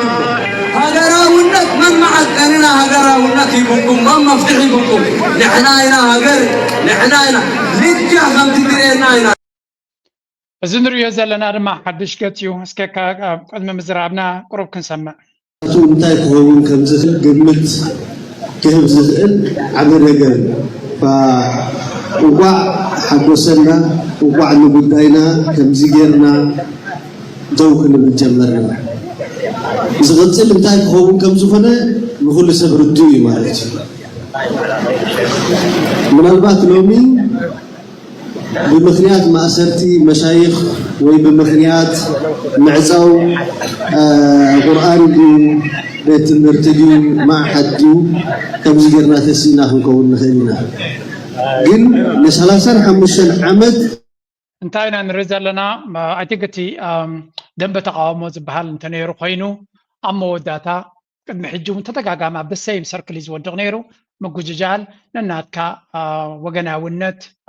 صبيبنت حسكا نناتكا كورنر حسكا تخيد مالتيو زين ود زين دما ኤርትራውያን ኣብ 4 ዘጋጥሞም ዝነበረ ብድሆ ደጊሙ ኣብ 2015 ድሕሪ ናይ 80 ዓመታት ጉዕዞ ተመሊሱ ናብኡ ዝተመለሰ ቪሸስ ሰርክል ኢና ንርኢ ዘለና ማለት ኤርትራ ብዝኾነ ይኹን መንገዲ ብብዙሕ መንገዲ ክትዛረብ ትኽእል ኢኻ ግን ሓበራዊ ዕጫ ከም ዘለና ግን ማንም ክስዕቶ ይግባእን እዩ ናይ መወዳእታ ናይ ኤርትራ ድርዒ ድማ ሓድነታ እዩ ሓድነታ ንዑ ዝፈታትን ሓይሊ ድማ ናይ ኤርትራ ንቐጻልነታ ሓደጋ ዝኾነ እዩ እዚ ድማ ኣቃሊልካ ክረአ ዘይብሉ ብዋኑ መኸተ ዘድልዮ መልሲ ዘድልዮ ጉዳይና ንርኢ ዘለና ፀቢብነት ሳዕሪሪ ነይሩ ብርግፅ ሕጂ ኣነ ገለገለ ካብቶም ወገናት ዝብልዎ ስለምንታይ ቶማስ ላን ከምዚ ዓይነት ኣተሓሳስባ ወይ እውን ሕሉፍ ናይ እስላማዊ ኣተሓሳስባ ክትንስእ እንተሪናዮ ዘገርም ኣይኮነን ምክንያቱ ኣጋዝያን ዶ ወላ ጅን ዕፍሪት ዶ ኢልካ ኣብ ልዕሊ ኣማኒ ምስልምና ኤርትራዊ ዝግበር ዝነበረ ዘለፋ ክፈጥሮ ዝኽእል ስምብራት ምናልባት ንገለገለ ሰብ ብርሑቕ ስለ ዝጥምቶ ከይርድኦ ክእል ኣነ ግን ወዲ ኸረን ስለ ዝኾንኩ ብቐረባ ኣነ ዝፈልጦም እውን መታዓቢተይ እውን ኣስላም ስለ ዘለው እቲ እሱ ዝፈጥሮ ዝነበረ ስምብራት ቀሊል ከም ዘይኮነን ኦቨር ሪኣክት ንክትገብር ወይ እውን ብኡ ተበጊስካ ግን ንስኻ እውን ሓደ ስለተጋገየ ብጌጋ ክትጥሩማ ምፍታን ነቲ ሃገር መሊሽ ሓደጋ ክፈጥረላ ዝኽእል ደኣሉ እምበር መፍትሒ ከምፅኣላ ዝኽእል ኣይኮነን ስለዚ እቲ ኩነታት ብድሕሪ መጋረጃ ግን እንታይ መፃወቲ ክኸውን ከም ዝኽእል ኣብዚ ሓንቲ ካብ ኤርትራ ሚድያ ኔትወርክ ዝመፀት ነራ ብኩሉ ወገን ዘሎ ሓበሬታ ምሃብ ድማ ኣካል ናይቲ ንገብሮ ሚድያዊ ስራሕ ስለ ዝኾነ ክልተ ጥሩፍ እስላማዊ ምንቅስቃስ ዝወደቦ ፍሹል ሰልፊ ኣብ ኣፍ ደገ ኤምባሲ ሽወደን ካብ ኣሚር ዓሊ ለንደን ጥሩፍ እስላማዊ ምንቅስቃስ ነዊሕ ዓመታት ደቂሱን ዛሕቲሉን ፀኒሑ በቃ ዓብሪኹን ኣእጋሩ ተለኽሲሱን ኣብ ዓራት ተጋዲሙ ካብ ዝድቅስ ዓመታት ኣቁፂሩ እዩ እዚ ምንታይሲ ንህዝቢ ኤርትራ ብሃይማኖት ክኸፋፍል ጥሩፍ እስላማዊ ምንቅስቃስ ናብ ኤርትራ ክእቱ ላሒሉ ደኺሙ ኣላሺሉ ህጣሙ ጥፊኡ ፀኒሑ ህዝቢ ኤርትራ ብሓድነቱ ዝፀንዐ ክልተ ሃይማኖት ተኸባቢሩ ዝኸደላ ሃገር ጠሊሙ ነዞም ጠላማት ጅሃድ ክድግፍ ስለ ዘይደሊ ኣብዚ እዋን እዚ ነዝሬሳ ኮይኑ ዝተረፈ ናይ ጅሃድ ምንቅስቃስ ብዝተፈላለየ ናይ ሓሶት ጠቐነታት ኣንጻር ኤርትራ ብምልዓዓል ንህዝቢ ምድንጋር ጃንዳ ብልፅግና ዘድልዮ ስንቅን ውጀባን ድራማ ዕጢቓ ኣበጊሳቶም ኣላ ነዝሬሳ ናይ ጅሃድ ስርዓት ብልፅግና ሓንጌራ ሓነጋጊራ ካብ ከተማ ለንደን ሎሚ ድማ ናብ ሽወደን ከተማ ስቶኮልም ኣንፂሓቶ ከምቲ ኣብ ከተማ ለንደን ብዕለት 8 ነሓሴ 2025 50 ዝኾኑ ተሳተፍቲ ሰላማዊ ሰልፊ ከም ፓፓጋሎ ዝደግመዎ ዝወዓሉ ኣብ ኤርትራ መሰል ናይ ሃይማኖት ምስልምና ኣይክበርን እዩ ሼክ ኣድም ሻዕባን ይፈታሕ ክብሉ ክምድሩን ዝወዓሉ ሎሚ ዕለት 29 ነሓሴ 2025 እውን ኣብ ሽወደን ነዚ ቃል ክደጋግሙ ውዒሎም እቶም ሰብ ዝመሰሉ ፓፓጋሎታት ኣዲስ ኣበባ እዚ ናይ ሓሶት ዘመተ ኣብ እዋን ኣርባዓታት ብናይ ሓሶት ብርዒ መግዛእቲ እንግሊዝ ተፃሕፈ ፅሕፈት ንህዝቢ ኤርትራ ንምፍላይ ኮነ ኢሉ ብኤርትራዊ ከም ተፃሕፈ ንሲሎም ባዕሎም እንግሊዛውያን ኣብ ኣስመራ በቲኖሞ እንተኾነ እቶም ኣብቲ እዋን ዝነበሩ ለባማት መራሕቲ ህዝቢ ከም ሼክ ኢብራሂም ሱልጣን ህዝቢ ኤርትራ ሓደ ህዝቢ እዩ ኣይፈላለን እዩ እዚ ብኤርትራውያን ተፃሒፉ ተባሂሉ ተዘርጊሑ ዘሎ ፅሑፍ ቃል ህዝብና ኣይኮነን ሓንቲ ኤርትራ ሓደ ህዝቢ ብምባል ነፂጎሞ ብሓፈሻ እቲ ሓበሬታ ካብ ኤርትራ ሚድያ ኔትወርክ ክትሰምዑ ትኽእሉ ኣብይ ኣሕመድ ንሓድነት ህዝቢ ኤርትራ ንምፍራስ ብዙሕ ፈተነታት ክገብር ከም ዝኽእል ከም ርዱእ ጌርና ክንወስዶ ክንክእል ኣለና ከከም ኣመፃፅኡ ድማ እቲ ህዝቢ ብንቅሓት ክምክቶ ዘለዎ ኮይኑ ይስማዓኒ እቲ ፈተናታት ክብርቱ እዩ ኩሉ ግዜ ክትኣምኑላ ዘለኩም እንታይ ዓይነት ፖለቲካዊ መርገፅ ኣለካ ቀፃልነት ናይ ህዝቢ ኤርትራ ኣብ ሓድነታ እዩ ዝምርኮስ ስለዚ ቀዳማይ ክንከላኸለሉ ዘለና ሓድነትና እዩ ነቃዕ ዝኾነ ረኺቡ ነቲ ሓድነት ተጠቂሙ ኣብ መንጎ ኤርትራውያን ፀገም ክፈጥር ዝኽእል እቲ ቀዳማይን ቀንዲ ሓደገኛን ጸላእን ጌርና ንሱ ንወስዶ ኣለና ኣብዚ ድማ ነፍሲ ወከፍ ኤርትራዊ actively ንሓድነት ዝድግፍ ስራሕ ክሰርሕ ኣለዎ ወላ እውን ፖለቲካዊ ስልጣን ትጥምት ተቃዋሚ እንድሕር ኮንካ ብሓድነት ህዝቢ ኤርትራ ምዝራቅ ክመፅእ ዝኽእል ለውጢ የለን ደማውነትን ሓደጋን እዩ ሱዳን ሓድነቶም ስለዘይሓለው ወሪድዎም ዘሎ መፃወት ናይ ሸራፋት ኮይኖሞ ዘለው ዓቢ ኣብነት እዩ የመን ተመሳሳሊ ፀገም everywhere you go ሱርያ ዘጋጥመ ሊብያ ዘጋጥመ ኢራቅ ዘጋጥመ ሶማልያ ዘጋጥም ዘሎ ሓድነትካ ኣሕሊፍካ መሃብ መፍትሒ ኮይኑ ኣይፈልጥን እዩ እንታይ ደኣ ነቶም ከጥፉኻ ዝደልዩ እቲ ዝበለፀ መጋበርያ ኢኻ ትኾኖም ዘለኻ ስለዚ ነዛ ነጥቢ እዚኣ ደጊምና ደጋጊምና ፀቂጥና ክንሰርሓላን ክንጉስጉሰላን ዘለና ነጥቢያ ሸለልትነት ድማ ዘየድልያ እዩ ስለዚ ነዚ ነገራት እዚ ድማ ብፀርፍን ብባእስን ኣብ መንጎ እቲ ሰንሲቲቭ ዝኾነ ኣብ መንጎ ክልተ ሃይማኖታት ክፍጠር ንዝኽእል ነገር ብጥንቃቐ ዝመልኦ ነቶም ከምኡ ዝገብሩ ዘለዉ ሰባት ታርጌት ጌርካ እምበር ብዓብዩ ከምዚኦም እዮም እዚኦም እዚ ከምዚዩ እዚ ከምዚዩ እናበልካ ጀነራላይዝ ዝኾነ መደምደምታ ካብ ምሃብ እቶም ተራ ሰባት ክንጥንቀቕ ክንከል ኣለና ምክንያቱ ስምዒታዊ መልሲ ምሃብ ስምዒታዊ ኣካይዳ እዩ ዝፈጥር ንሱ ድማ ንማንም ኣየርብሕን እዩ እዚኣ ክንድሪያ ክንግንዘባ ዘለና ኮይኑ ይስምዓኒ ሕጂ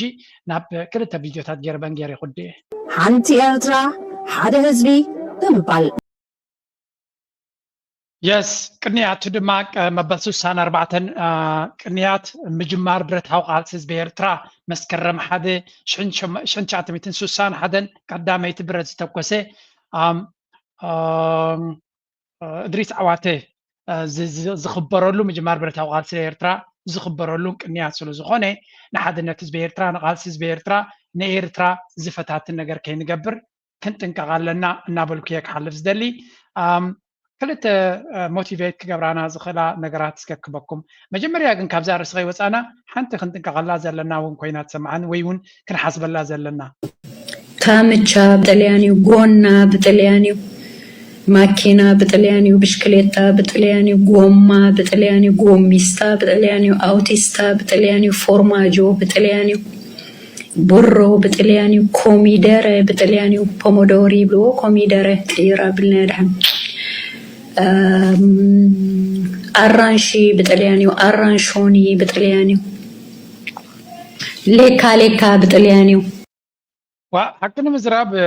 ጣልያንሲ ገዚእና ኣለቶም ሰባት ካብ ካልእ ቋንቋታት ምልቃሕ እኳ ፅቡቅ እንተኾነ ግን ክሳዕ ክንዲዚ ገለገለ ቃላት ነገራት ከም በዓል ኮሚደረሲ ትክክለኛ ቃሉ እንደዝርከብ ፅቡቅ እዩ ኣብ ዴይሊ ኣክቲቪቲ ንጥቀመሉ ስለ ዝኾነ ብዝኾነ ንዓይ እቲ ነገራት ተኣኪቡ ምስ መፀ ግሪ ኢሉኒ ማለት እዩ ምሕሳብ ዘድልዮ ኮይኑ ይስምዓኒ ነቶም ሊንጉስትስ ናይ ቋንቋ ክኢላታት ናባኻትኩም ክንገድፈ ኢና እስከ ሓንቲ ቪድዮ ካብ ኤርትራ ዝወፀት ነፍሲ ወከፍ ሰብ ድማ ኣብዚ ዋን እዚ ሓደ ነገር ክርኢ ጀሚረ ኣለኹ ንሱ ድማ ኤርትራ ዝኸዱ ሰባት ንእሽተይ ዩቱብ ቻነል ዋላ ዩቱብ ቻነል ከፊቶም ዘዝረኣይዎ ከም ቪድዮ ገይሮም የውርድዎ ኣለዉ ኣታኩዕሎም ነዞም ከምኡ ዝገብሩ ዘለዉ ናይ ብሓቂ ነፍሲ ወከፍ ኤርትራ ዝኸደ ሰብ ብካሜሩ ብጋድም ጠቀዲሑ ኣብ ዩቱብ ኣውርድዎ ንዓኹም ከማን መዘከርታ ክኾነኩም ይኽእል ሜሞሪ ናይ ቴሌፎንኩም ክውዳእኩም ኣይክእልኒ ነፍስኹም ኣብ ቪድዮ ክትኣቱ ዘይትደልዩ ተኮይንኩም ድማ ነፍስኹም ኣይትቕድሕዋ ወይ ብድሕሪኹም ተቐድሑ እዚ ትሪእዎ ዘለኹም ኣብ ማይ ነፍሒ ዲጋ በፂሖም ኣብ ማይ ነፍሒ ኮሌጅ በፂሖም ዝገበርዎ ቪድዮታት ኢና ንርኢ ዘለና ሓያለ ቪድዮታት ከምዚየ ንርኢ ኣለኹ መን እዩ ዝገብሮ ዘሎ ኣይፈለጥኩም ግን ቲም ናተይ ወሲዶም ኣምፂኦም ለይ ኣለዉ ስለዚ እዚ ከምዚ ዝገበረ ሰብ ክብሪ ይሃቦ የቐንየልና ክብሎ ይደሊ ቢካዝ ኣብዚያ ቻነል እዚኣ ብዙሕ ግዜ ዝተዘራረብኳ እንታይ ነይራ ማይ ነፍሒ ኮሌጅ ሓደ ሰብ ፅቡቅ ገይሩ ዝቐድሓ የለን ማለት እዩ ስእሊ ሓደ 5-6 ዝኾና ስእሊ ጥራይ ንርኢ ዘለና ፅቡቅ ጌራ ተቐዲሓ ሰብሲ ክህሉ ይክእልኒ ይብል ነይረ ወል ሓደ ሰብ ከምዛ ትሪእዋ ዘለኹም ይፍቀድ ኣይፈለጥኩን ድሕሪ ዝኾነ ሰባት ክቐድሖ ይኽእል ድዩ እሱ እውን ኣይፈለጥኩን ሱቕ ኢለ ኣብ ርእሰይ ዝመፀኒ እየ ትዛረብ ነይረ ብዝኾነ ነዛ ኮሌጅ ከምዚያ ገይሩ ስኢልዋ ብዘይ ድምፂ የብላን ብሙዚቃ ገይርዋ ብዙሕ ሰብ ከይርዮ ይኽእል እቲ ቪድዮ እቲ ዝበለፀ ነገር ግን እንታይ እዩ ሓደ ዓብ ስራሕ ሰሪሑ ኣሎ እዚ ሰብ እዚ ዓብ ስራሕ ሰሪሑ ኣሎ ምክንያቱ ገለ ካብቲ ሕፅረት ናይ ሓበሬታ ዘለና ከምዚ ዓይነት ገይሩ ዘውፅእ ነቲ ሓበሬታ እንተሃልዩ እቲ ዝበለፀ እዩ ኤርትራ ዝኸደ ሰብ ድማ ንኤርትራ ሓደ ፅቡቅ ክትገብረላ ትኽእል ብዝከኣለካ كله ሓደ ሰብ ክገብሮ ስለ ዘይክል ነፍሲ ወከፍ ሰብ ዘዝቆድሑ ፅቡቕ ሳይድ ናይ ኤርትራ ማለት እዩ እቲ ሕማቕ ከቀልጢፎም እዮም ዘውፅዎ for whatever reason እቲ ፅቡቕ እዩ ዘይከይድ ብዙሕ ግዜ ስለዚ ከምዚያ ንሪኣ ዘለና እዛ ኮሌጅ ከምዚያ ብቐረባ ክትቅዳሕ ርአያ ይፈልጥኒ well thank you very much ነዚያ ዝገበርኩምልና ነዛ ዝቐዳሕኩም ዓበ ምስጋና ይብፅሓኩም ክብለኩም ይደሊ ምናልባት ንእሽተይ ክምለሳ ግን ምሳት ተሓሓዝ ድማ ሓንቲ ገለ ቅዱሳት ኤርትራውያን ዘውፅዋ ድማ ርአዩ ንባፅዕ ፅባሕ ንጎ እንታይ ክትመስል ከም ትኽእል ኢማጂኔሽን ናይ ኤርትራውያን እዩ ፅገና ናይ ባፅዕ እንታይ ከም ስላ ከም ዝኽእል ገዛ ከይቀየርካ ሕብርን ቦያ ምግባር ጥራይ ነቲ ገዛ እንታይ ከም ዘምስሎ ገይሮም እዮም ኢማጂኔሽን ገይሮም እዮም ገይሮም ረእይዎ እዚ oh boy some people are so creative unbelievable look at this ولا حنت ከይቀየርካ ታ ከተማ ካልእ ዓለም ከተምስላ ከም ትኽእልሲ የርእዩና ኣለዉ ነዚኣ ዝገበርካ ድማ ካብ ልቢ እየ ዘመስግነካ ምክንያቱ this is what we need ሓድሽ ነገር ክትሃንፅ ሓድሽ ነገር ክትፈጥር ሜቢ ግዜ ክወስድ ይኽእል ኢንቨስትመንት ክበዝሕ ይኽእል ነቲ ዘሎ መልክዕ እንድሕር ሒዝካዮ ግን ከተማታት ናይ ኤርትራ ክንድምንታይ ናይ ንኢንስታግራም ኢሉ ዝተሰርሐ ዝመስል ፅባቐ ዘለዎ ከተማታት ከም ዘለና ክትፈልጡ ኣለኩም ሶ ሓደ ነገር ቅድሚ ምስራሑ መጀመርያ ኢማጂን ኢኻ ክትገብሮ ዘለካ and this is the imagination some Eritreans are doing ስለዚ ናይ ባፅዕ ፅገና ንምግባር ሓድሽ ኮንፈረንስ ወይ ዋዕላ ተገይሩ ነይሩ ንብል ነርና ምናልባት እዛ ትሪእዋ ዘለኹም ነዛ ስእሊ እዚኣ እውን እንተሰዲድኩምሎም ኢንስፓየር ክገብሮም ይኽእል ኸውን ከምኡ ኣይፈልጡን እዮም ወይ እውን ከምኡ ስእልታት የብሎምን ወይ እውን ከምኡ ሓሳብ የብሎምን ንኽብል ኢለ ይኮንኩም ግን whoever did this one thank you very much ክብለኩም ይደሊ ነቲ ዘለና ግዜ ነቲ ዘለና ኢማጂኔሽን ሕማቕ ናይ ዓድና ጥራይ ከነውፅ ዘይኮነስ ፅቡቕ ናይ ዓድና ክኾነ ዝኽእል እንድሕር ኣውፂና ድማ the same energy እዩ ኣብ ሂወትካ እቶም ብሕማቕ ዝሓዝቡ ሓደ ትግራዋይ ኣብዚኣ ትግራዋይ ይመስለኒ ኤርትራዊ እንተኮይነ ግን ዓብዪ ቅረታ ዝከራዩ ለይዚ ተመራመርቲ ስነ ልቦና ኣብ ፀገማት ዘተኩር ሰብ ብዝያዳ ፀገማት የጋጥሞ ኣብ መፍትሒ ኣብ ሶሉሽን ኣብ ዕድላት ዝጥምት ድማ ዕድላት የጋጥሞ ይብሉ እንታይ ማለት መስለኩም ኣይራእኹምን ሓደ ግዜ ዘንፀርፅር ዘማርር ዝጭነቕ ሰብ ተኮይኑ ገለ ዘጨንቕ ነገር ይስእንን ብኣንፃሩ ነቲ ዘለዎ በረከት ዝርኢ ዝተረጋግዐ ታኽገብራ ዝኽእል ዝገብር ዓይነት ሰብ ተኮይኑ ድማ ኣብ ሂወቱ ክሳኽዐሉ መመሊሱ ክኾነሉ absolutely right ስለዚ ከምታ ንብሎ ዘለና ነቲ subconscious mind ናትና ፖዚቲቪቲ ክመልኣሉ እንድሕር ኽኢልና ኣወንታ እንተሓሲብና ኣወንታ ትረክብ ሕማቕ ዝሓስብ ድማ ሕማቕ ሓሊፉ ይፀንሖ ምስጢር ኣይኮነን እዚ የቐንየልና ክንብል ንደሊ ነቶም ፅቡቕ ሓሲብኩም ናይ ፅቡቕ ነገር ትገብሩ ዘለኹም ትደኽሙ ዘለኹምን ኣምላኽ ፅቡቕ ነቲ ትምነይዎ የርእኹም እናበልኩ ናይ ሎማ ርሳብ ዝጉዳይ ላይክ ግበሩ ሸር ግበሩ ሪቶኹምን ሓሳብኩምን ኣይትረስዑ እናበልኩም እዚኣ ደርፊ ክገትፈኩም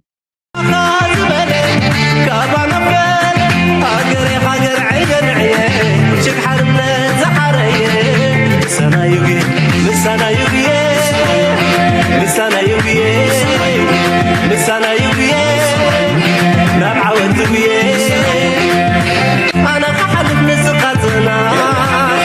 أقر صاحب شطة خمسة أقر قل عودنا حفاظ قلت جقل تتنفس تنفاس الرعادية